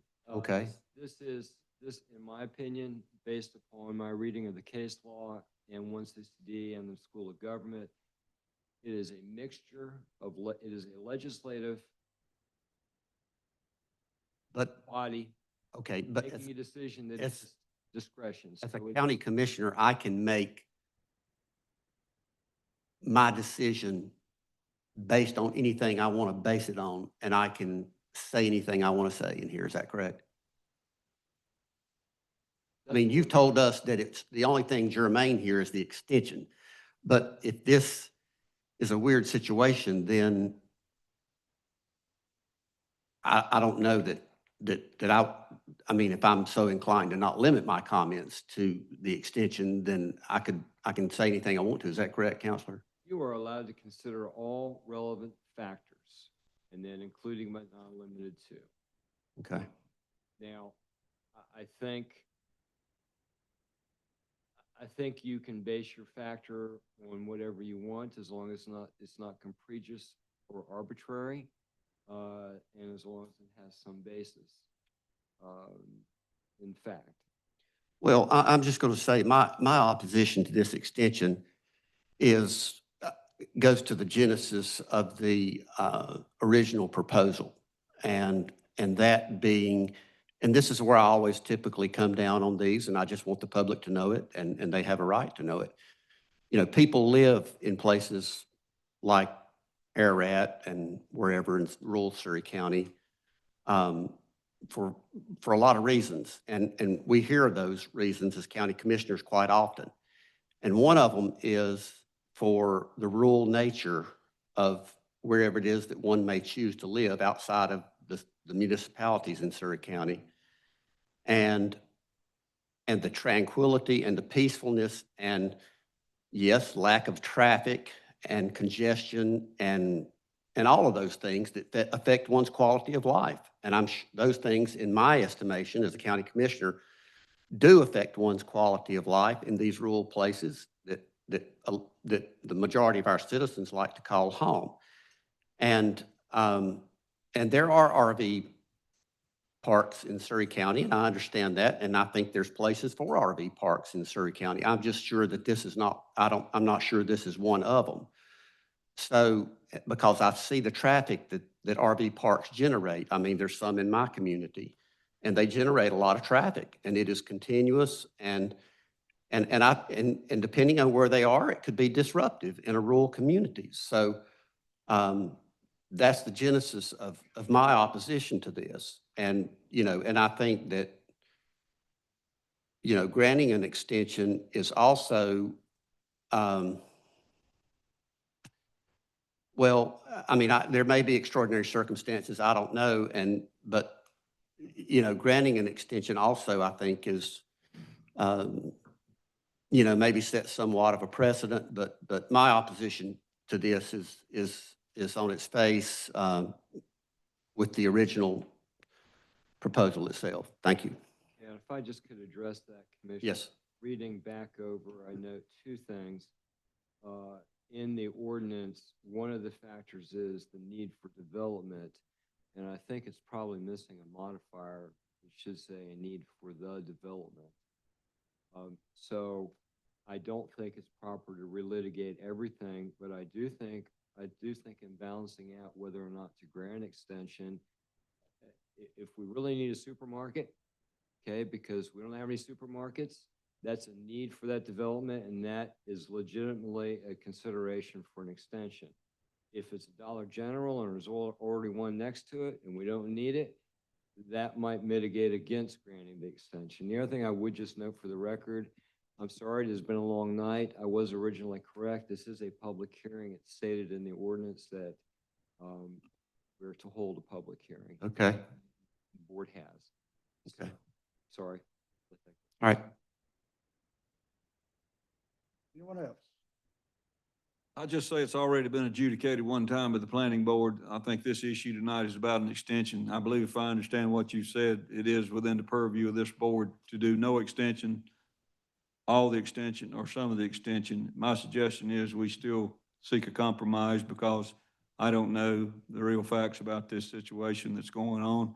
And my suggestion would be to err on the side of caution and to not be arbitrary when we don't have to be, would be to extend a shorter than the full term extension, which I'd say, I'll take any of your suggestions. If you guys don't like 18 months, we'll give him 1 year to see if he makes substantial improvement. But I'd say we'll give him some amount of time for extraordinary circumstances that he alleges he has incurred and expense that he has paid, whether or not you can see it on the ground.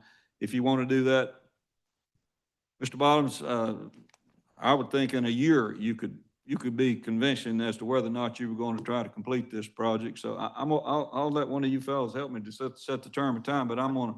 I'd go a year. Okay, I can live with that. Is that a year from July, this past July? Yeah, let's find a year from what, because we've already lost July, August, September, October. We've already lost 4 months, right? Am I counting correctly? I think July 10th, August, September, October, we've lost 3 months. I'm sorry. So a year and 3 months would give the client one year from today. Is that right? I mean, I would just couch it in terms of how long from today. And if the board does decide to go down this road, I will need another 2 minutes to get a definite benchmark that the petitioner knows he has to meet, okay? and that development services can inspect, so that we're not back in the same situation again. What would that perimeter be? What would define substantial progress beyond a point of no return that would demonstrate that he is going to complete it, in your opinion, Adrian?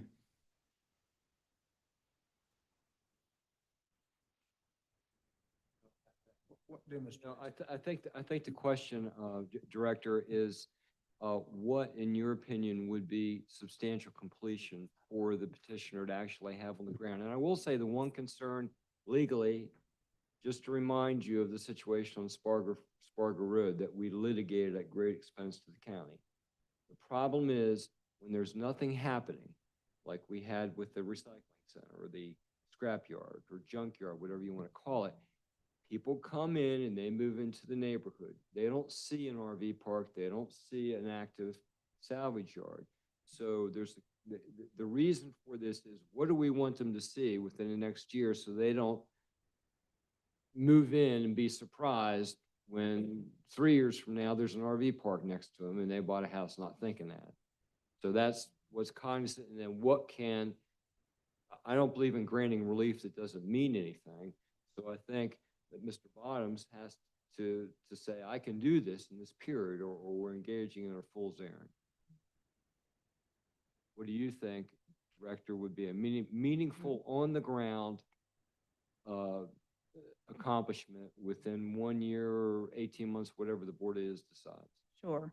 I would say if we can have some sort of documentation from NCDOT that driveway permits are in place, at least septic permits or applications in hand, and seeing some work done there, minimum amount of grading, potential road cutting at that point. To me, that would, within a year's time, would give us some idea of where the project is headed. So you would say, I think Mr. Bonham originally said you thought you might be able to complete the grading within a year for the first phase. Is that right? Right, just correct. The septic part cannot be done until the grading is complete. So if you don't mind, so you could complete the grading for all phases or just the first phase within a year and 3 months? Within a year from today? First phase, you could complete the grading. You could have your septic permits turned in. Is that right? Applications? Yes, possibly. Okay. How much will that have 18 months? Well, okay, I want to pin you down, and I understand, but I'm not the board, and I'm getting a question from the board about a year. And we have to accommodate the board or we won't have an extension. So the other thing is you would want DOT what? That's at minimum a DOT application for a commercial driveway permit, some sort of communication with them. Okay. So would you also be willing to put signage up so that people driving by and considering moving into the neighborhood would know that the RV park is coming? That's something the board may want to consider. I don't know if grading is enough for this board. I'd say signage, DOT permits, septic tank permits, and what else do you have on your list? Grading, Grading. Grading. Permits. Phase 1 grading completed, correct? I mean, DOT driveway permit, septic permit, and size out on the road, you can get that done in 60 days. I mean,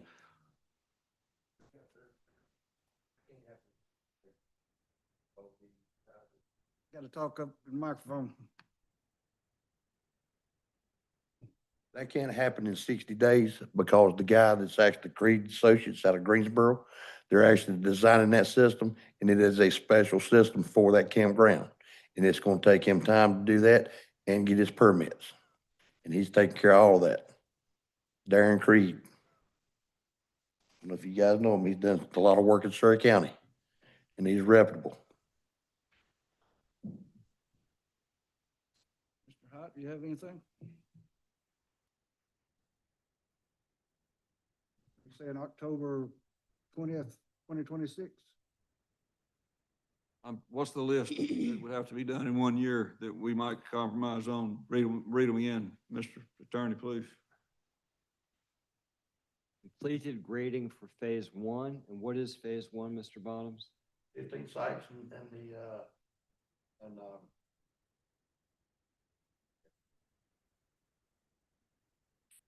it's for 15 sites and $375,000 bathhouse. And if you need to know who's gonna do that, Ed Branch is taking care of that. We don't need to know that. Okay. What we need to do is get it down so that there's no room for confusion. Well, as you can see, you can see that a bathhouse of that size cannot be done in a year's time. We're talking grading now. Okay, grading is fine. I can have that done. And the 15 sites, grading will be complete Mm-hmm. within 1 year of today's date. Okay. I'd like more time, but that's fine. If that's all you're gonna give me, then that's fine. It's not me giving it, the board. Yep. All right, I'll make a motion, we give him 1 year from today to have all these things that's specified, done, and approved by the planning and development director. And if not, then he's out of time. And the signage, sir, should be something prominent. It can be of a temporary nature, but it needs to last. So when people drive by. Well, they'll see it. They'll see it. I'll take care of that. Yeah, I'll take care of that.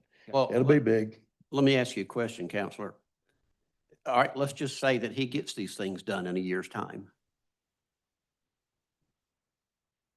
Well, where does that leave him as far as the permit goes? And if no other progress, where do we go from there? Board could set an outer limit. Oh, I'm sorry. Was there a motion on the floor? Motion on the floor. Well, okay. Yeah, all right. We'll wait till discussion. That's all right. Motion by Commissioner Tucker. Is there a second? Well, then we'll have some more discussion. I've made the motion. Motion by Commissioner Tucker. Is there a second? I'll second that. Any discussion? So to answer your question, it leaves us in an undefined area unless. That's what I thought. Unless the board says you have 1 year to do this, and then you have the balance of your possible 3 years, which would be about 3 years less 3 months. So they do out to the 5 years. Right, to do Out to the 5 years. Okay. everything. To have everything done in 5 years, No, in the 5-year period, no. No, it would. or just but me be just- starting, From July. okay? You're not getting it, but, I mean, I'm not assuming you're gonna give me that. I'm Well, asking you questions. could potentially, So in that I 1 year's know. time, come back and ask for the additional time, could be. Is that, or not? He can come back and ask for additional time at that 1 year interval. Okay, but if he has made substantial completion of work on that project, Okay. then query whether or not it would expire. I mean, he's made, but I guess what I would say is, I think the board could say, we're giving you 1 year to do these things right here, and you've got another year and 9 months after that to complete the project. That's what the board could do, or to say to at least complete phase one. Could you complete phase one? There's electric gates gotta go in that building. I mean, in that place. That's gonna take time. The road's gotta be cut in for the campground itself. Concrete pads and paved driveways in. Cannot be done that quick with what the guys that I've got going on. You can call Ed Branch, you can check with Ed Branch, he'll tell you how far he's out. The grading part, I could have the grading part done. So, sir, how long before you'll be ready to apply for CO for phase one? Mr. Chairman, I'm calling the question. All right. All in favor of extending for 1 year from today, please say aye. Aye. Aye. Any opposed? Nay. Motion carried 3-2. You have 1 year from today to have substantial grading signage. Okay. Thank you, sir. I thank y'all.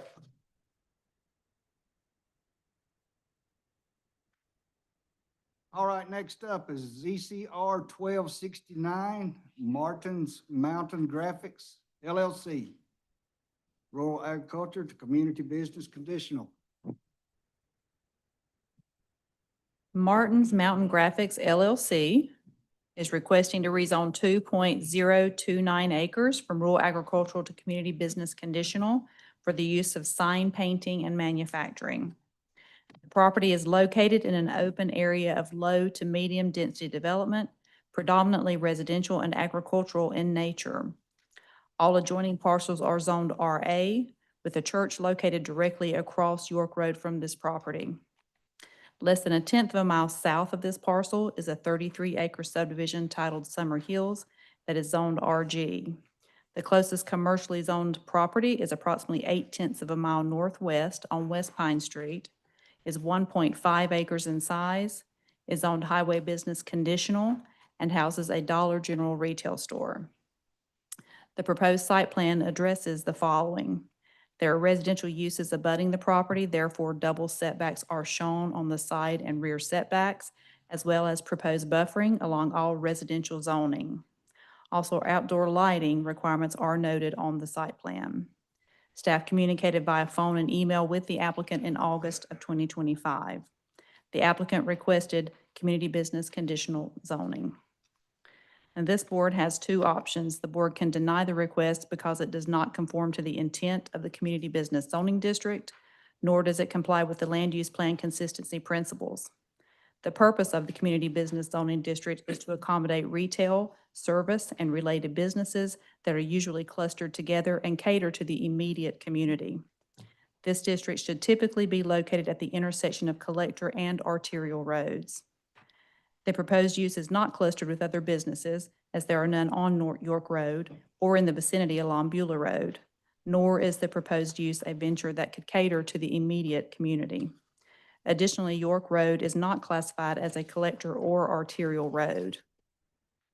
The land use plan identifies this area's future land use as a rural area, stating areas meeting the intent of the rural classification are appropriate for or presently used for agriculture, forestry, mineral extraction, and other uses, and rural areas should be located in a relatively isolated and undeveloped area. Very low-density dispersed single-family residential uses are also appropriate within rural areas. The requested zoning district and proposed use are not in conformance with the intent of the rural areas designation. Or this board can note this request is not consistent with the intent of the community business zoning district nor the land use plan consistency principles, but approve the request. The planning board finds that the application does not technically meet some of the requirements of the Land Use Plan 2040 and is contra some of the consistency statements of the land use plan. However, although it is not that board's place to approve the use contra Land Use Plan 2040, the board does urge the Board of County Commissioners to consider approving this use, even though it may not technically be consistent because, number one, the site plan as approved by the Planning Department is in accordance with the buffers required under the ordinance, particularly with regard to adjoining RA parcels. Number two, the requested use for the conditional rezoning is quite limited and in fact is only one use of a large number of possible uses that the petitioner could have requested. Number three, the use requested is not a very intensive use, and the board believes the impact on the area will be minimal. Number four, although there will be combination vehicles accessing this facility, there are currently other combination vehicles on this road, as well as vehicles of a much larger size that are used for rural agriculture, so that the board does not believe that the additional infrequent deliveries of combination vehicles will be inconsistent with the current character of the community. Number five, the petitioner has agreed to install signage directing combination vehicles to use the most feasible exit to eventually reach Highway 89. Number six, there will be no manufacturing of signage from raw materials. With the petitioner's agreement, the noise impact on this community should be minimal. Number seven, in all other respects, the board believes that this site plan will have minimal impact in the nature of this community, and the use would be consistent with some of the other uses that are allowed in RA. Number eight, this use will allow creation of jobs in the community. And number nine, although the application may not technically be consistent with the land use plan, the board does find the use would be reasonable and in the public interest, specifically by creating jobs by a use which the board does not believe to be inconsistent with the nature of the community. The following conditions have been consented and agreed to by the petitioner owner in addition to the other requirements of the petitioner's site plan and the Surry County Development Ordinance. Number one, appropriate signage will be maintained to direct all combination vehicles to exit south side of the parcel. And number two, no manufacturing of signs from scratch or raw materials. And again, I would like to turn this over to Deputy County Attorney for some comment. 60 seconds. Under 160D 605, this board has the authority to approve a rezoning if it feels it's reasonable and in the public interest, even though the board finds it is not consistent with the Land Use Plan 2040. However, it is required that this board expressly find that the petition is not consistent with the Land Use Plan 2040 and then go on to approve it. If the board does that, then the land use plan is automatically, as a matter of law, amended to say it is in the plan. So if you say it's not consistent, we're going to approve it anyways, which is this board's right, then the land use plan will be amended as to those parcels, saying this use is appropriate there. Or the board can deny the request on the basis that it is not consistent. Okay, Martin's Mountain Graphics, are Brian or Hunter here? Would you come up, please? Sure. This is not like a judge. There we go. There's some laughs. Y'all wasn't laughing for a while. Y'all were having such a good time earlier, and then that spiel went on. Yeah, I'm glad you're laughing now. So. My name's Charles Martin. Good afternoon, guys. I'm one of the owners of Martin's Mountain Graphics. As stated before, we are not going to be manufacturing nothing from raw material. We have been born and raised in Surry County our whole life. This land is actually his homeland, so it's a lot more than just building a business. It's kind of building some heritage. We have 15 plus employees, 95% of them from Surry County. We do have a bunch of assets that we sure do like to pay Surry County tax on as well, and we would like to continue to do that. We have looked at other places for property. Property is a little expensive, but it comes down to family land. One of the things that, we're listed as a sign manufacturer and painter, but that was just because there was no other place for us to put anything, and that's just kind of how they labeled us coming in. So our main thing is we do installations. So we receive product, we never make the product, and then we go from New York to Florida, traveling and installing it. It's kind of just the hub of where we'll be located at. All of our employees will meet there. We may receive material once a week. I mean, it's very seldom do we receive something. And we already keep care of the area. We've owned it for a year and a half or something like that now. And we originally had started there, realized we was growing too big and that we might want to pull away so that we don't have no neighbor complaints and do it the legal way. We started this in 2019, and then Hunter came on 2 years ago in 2023. We've always kind of done something together. So this land is kind of family land to me as well, because we've grown up and just known each other our whole time.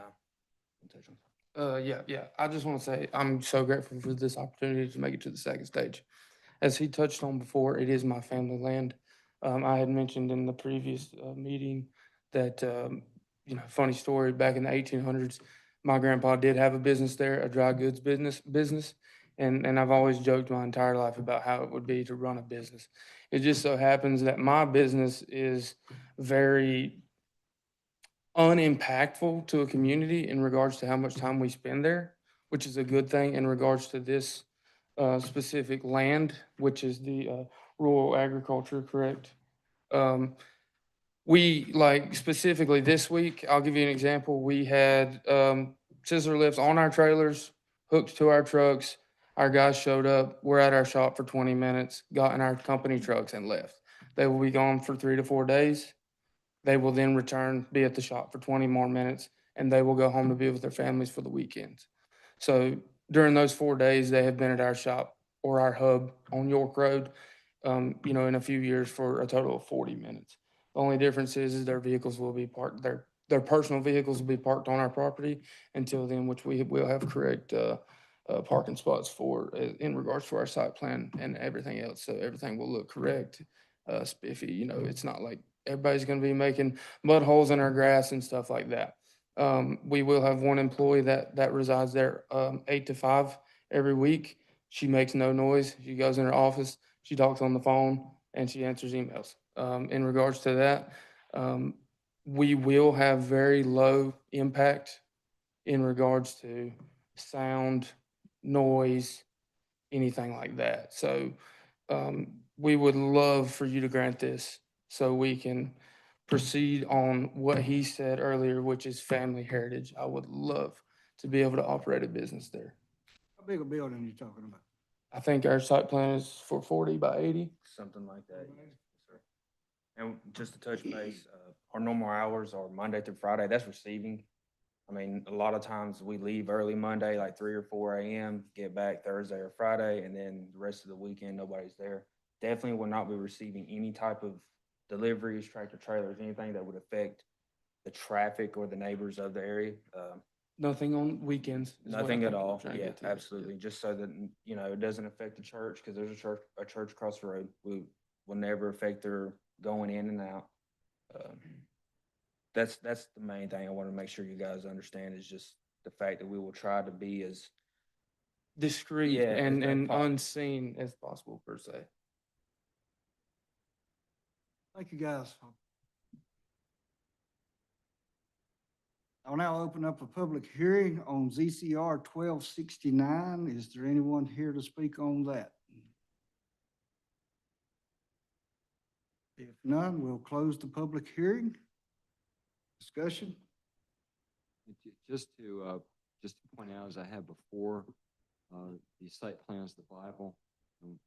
There is no limitation of hours on weekends. So just for the board, as far as enforceability, the petitioner is saying there's not going to be deliveries on the weekend because of the church across the street. That's not a condition. The planning board thought it would be too restrictive to, if I recall correctly, Adrian, to try to pin them down on their hours. So that was not something that was asked of the petitioner. They did sign the other two conditions that were requested by the planning. Okay, well, I did notice that, planning board went for it 5-0. Any more discussion? Need clarity, Mr. Deputy Attorney. You made this statement in explaining this, that if the decision is made to grant this and it's outside the land use plan, explain to me again how that changes property around it. It doesn't change the property around. Okay, just that specific one. But obviously that the property around it, if someone was to come in tomorrow morning, and I think these gentlemen's families own property near there, and if they do wish to expand in the future, that would be their intent on other family land. It's just an easier argument to make, but Commissioner Harris is correct. Let's say, we grant this and it's approved, and these gentlemen put that building in, and let's say, I mean, not just hypothetical here, in 2 years, they shut the doors. Any conditional, I mean, community business conditional would be able to go in there, is that correct? Only for we have to go to the site plan, and it was stated on there is the use, Adrian. Sign painting and manufacturing, except no manufacturing of signs from raw materials. That's the only business that would be allowed unless there was another rezoning petition approved by this. Okay, all right, thank you.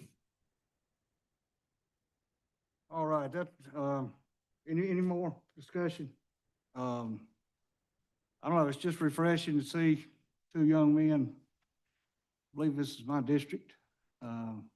So I would like to make the motion to rezone DCR 1269 from rural agriculture to community business conditional and adopt a statement of consistency. Do I have a second? Statement of inconsistency. Inconsistency, well, whatever. And that the land use plan be amended. It will be amended as a matter of law, and that it is reasonable and in the public interest for the reasons set forth by the planning board already.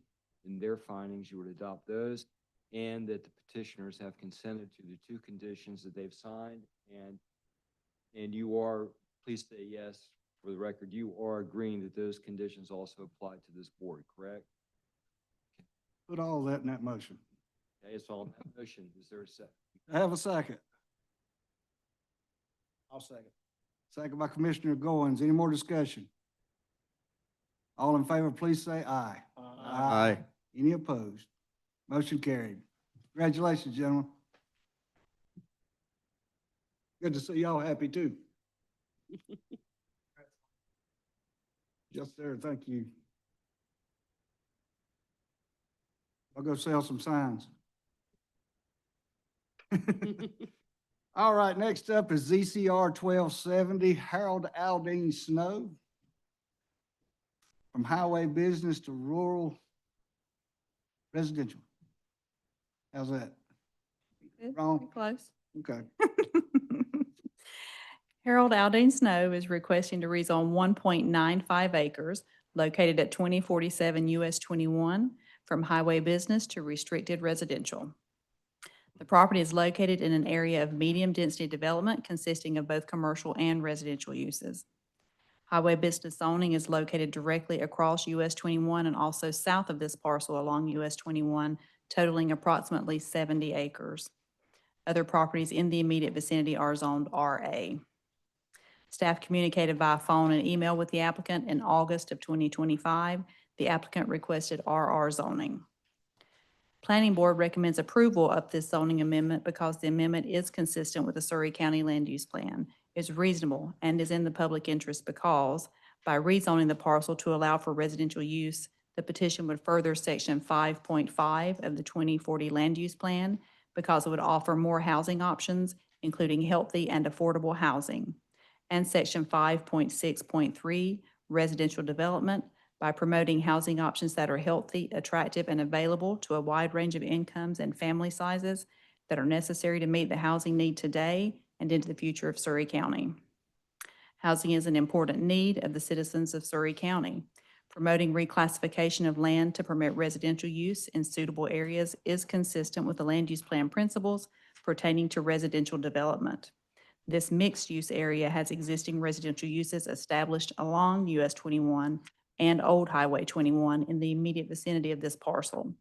Therefore, the board believes it is reasonable and in the public interest to reclassify this parcel to RR to allow the possibility of residential use.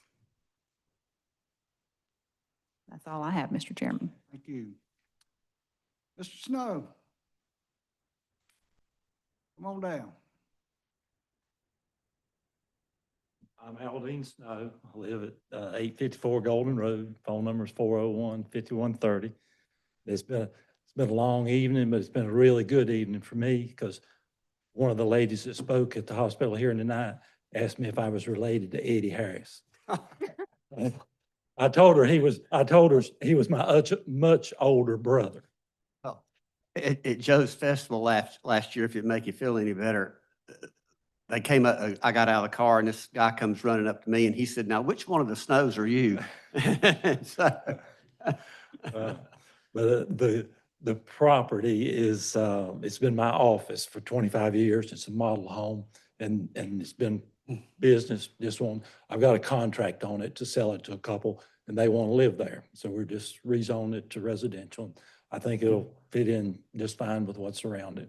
There's residential behind it and residential, two properties down on either side. On one side of it, I've sold some land that's going in a medical office.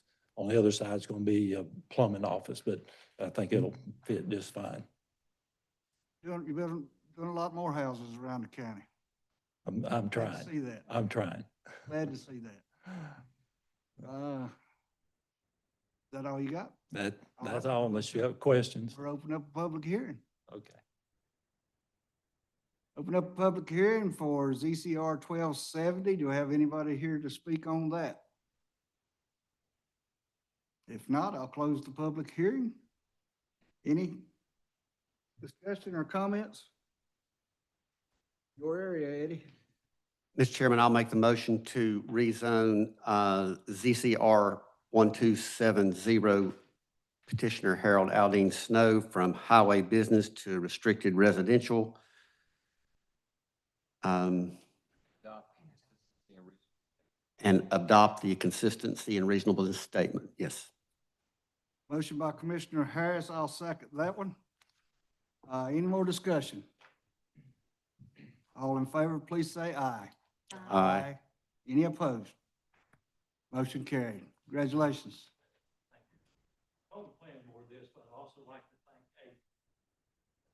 Yes, please come up and tell her that, yes. Because of these other transactions on either side, this was a little complicated, and Adrian really helped a lot to get it here tonight as compared to being a month or two later, and I just want to thank her. Pretty good. Aldine and I went to school together for a while, and then he was a trader and went to East Wilkes. His twin sister stayed at Surry Central, though. Thank you, Aldine. Have a good one. All right, next up is ZCR 1271. We've got a little hiccup on this one tonight. Chairman, oh, I'm sorry, we need to open the public hearing before Adrian talks. I believe that's the correct. And the petitioner comes up, that's all part of the public hearing, the staff report, everything is part of the public hearing. Should have pointed that earlier, and I apologize.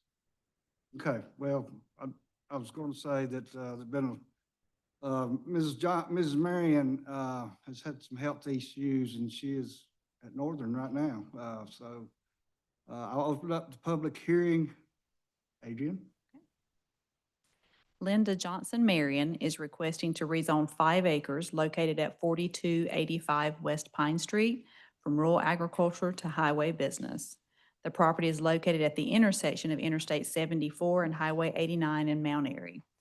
Properties totaling 123 acres along this corridor of Highway 89 are zoned highway business, with 9 acres on manufactured home park west of this property, and the remaining area zoned RA being used for residential and agricultural purposes. Staff communicated by phone and email with the applicant in August and September of 2025. The applicant requested highway business zoning. The Planning Board recommends approval of this zoning amendment because the amendment is consistent with the Surry County Land Use Plan and is reasonable and is in the public interest because the parcel in question is next to 2 interchanges and the area is home to other highway business and commercial uses, which is the overwhelming nature of this area. The parcel in question is addressed in the Surry County Small Area Plans as suitable for heavy commercial development, stating this area includes 2 separate interchanges, creating the greatest potential for development of any interchange in the county's jurisdiction. In addition, this area is included within an existing water and sewer district. With the existence of good access to 2 interstates and future infrastructure improvements, this area will accommodate a large mass of commercial development, some of which is currently developed.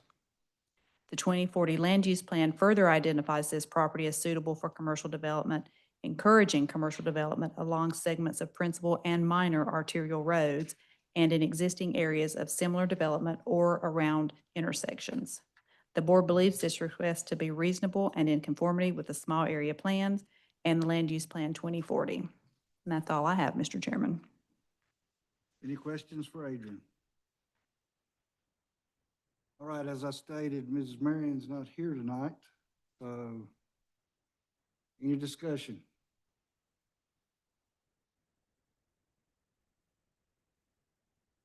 Any others have any comments? Would you like to say something concerning this, Diane? Just Come on up. I thought since I was the last one.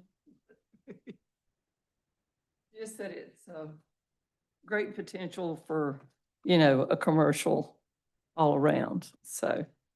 And Mrs. Marion had a light stroke and she's in the, hospital, but she, really wanted this changed. And I think it would be great for income and everything else. All right, thank you. Any more discussion? All right, I will close the public hearing. Do we have a motion?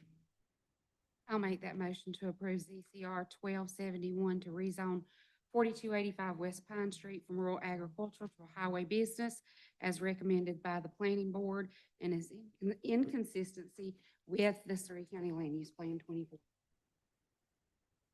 Motion by Commissioner Hyatt. Is there a second?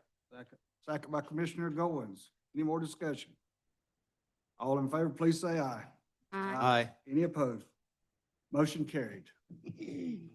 All right, that's all the rezonings. Justin Starwalt, Finance Officer. Good Good evening, evening. everybody. I'll be brief. The financial packet was in your commissioner meeting packet this month, as was a handout item on the sales and use tax report for the first month of this quarter. So if you look on the general fund, again, property tax is coming in strong. We are at 63.4% of property tax received. For all revenues, we're sitting at about 30%. On the expenditure side, we're sitting at 28.2%. One of the higher ones is emergency services, which was spoken about during the finance committee meeting earlier this afternoon, some of their vehicle issues that they're having. Are there any questions on revenues or expenditures? Okay, if the landfill fund is operating well, they've got about 54.1% of their revenues for the year so far, and are sitting at 34.6 on their expenses. The bank account balances are as follows. First Horizon, $711,147.63. That's the one that we traditionally use for payroll. Truist is sitting at $14,060,118.85. And then the North Carolina Capital Management Trust at $54,786,143.75. Commissioner Harris, you had asked about some interest rates last time. My staff helped me pull these together. Truist sits at 1.78%, First Horizon at 0.16%, and the Capital Management Trust is currently bringing in 4.06%. On the sales and use tax, for the first month reported, we have met our threshold. Like we should be hitting around 33%. We're hitting 35.77% for the first quarter. So we're on track to get our sales and use tax a little bit ahead. Any questions? Thank y'all.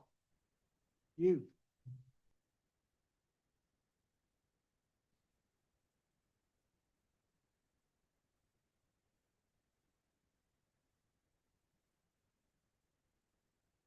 This, we have a request for a short closed session for personnel only. All right, general county business. Start with you, Commissioner Tucker. It's been a long meeting. Appreciate everybody's participation.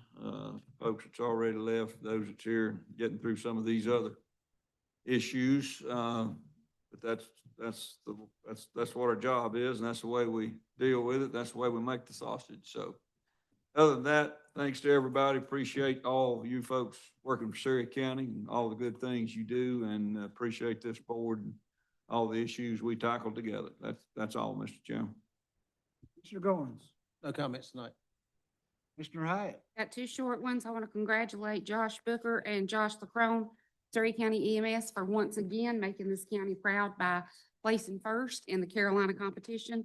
And also congratulations to the Northwest Regional Library Group. They have completed the renovation of the Mount Airy Library, held a soft opening on Thursday night, have a hard opening this Thursday night.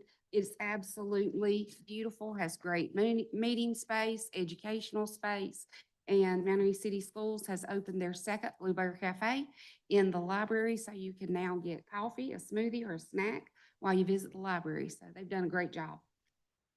Mr. Harris. No comment. All right, I just want to add to the Blueberry Cafe.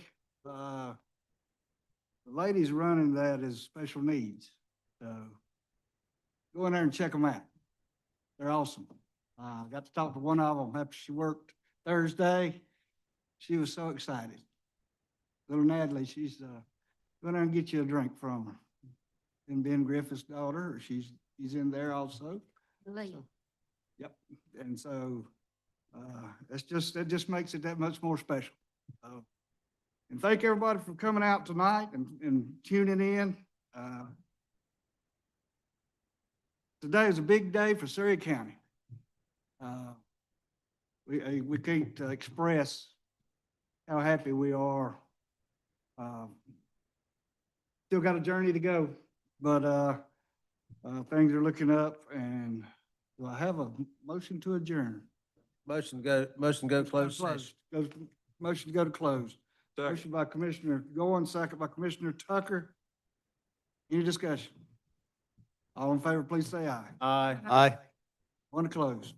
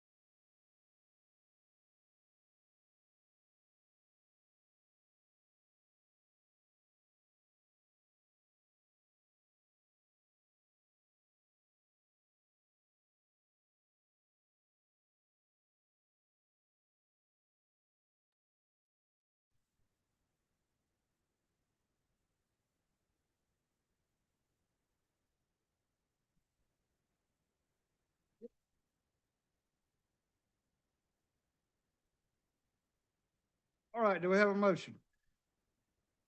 Motion to recess until October 29th at 3 PM for personnel. Motion by Commissioner Goins. I'll second that. Any discussion? All in favor, please say aye. Aye. Any opposed? Motion carried. Meeting adjourned.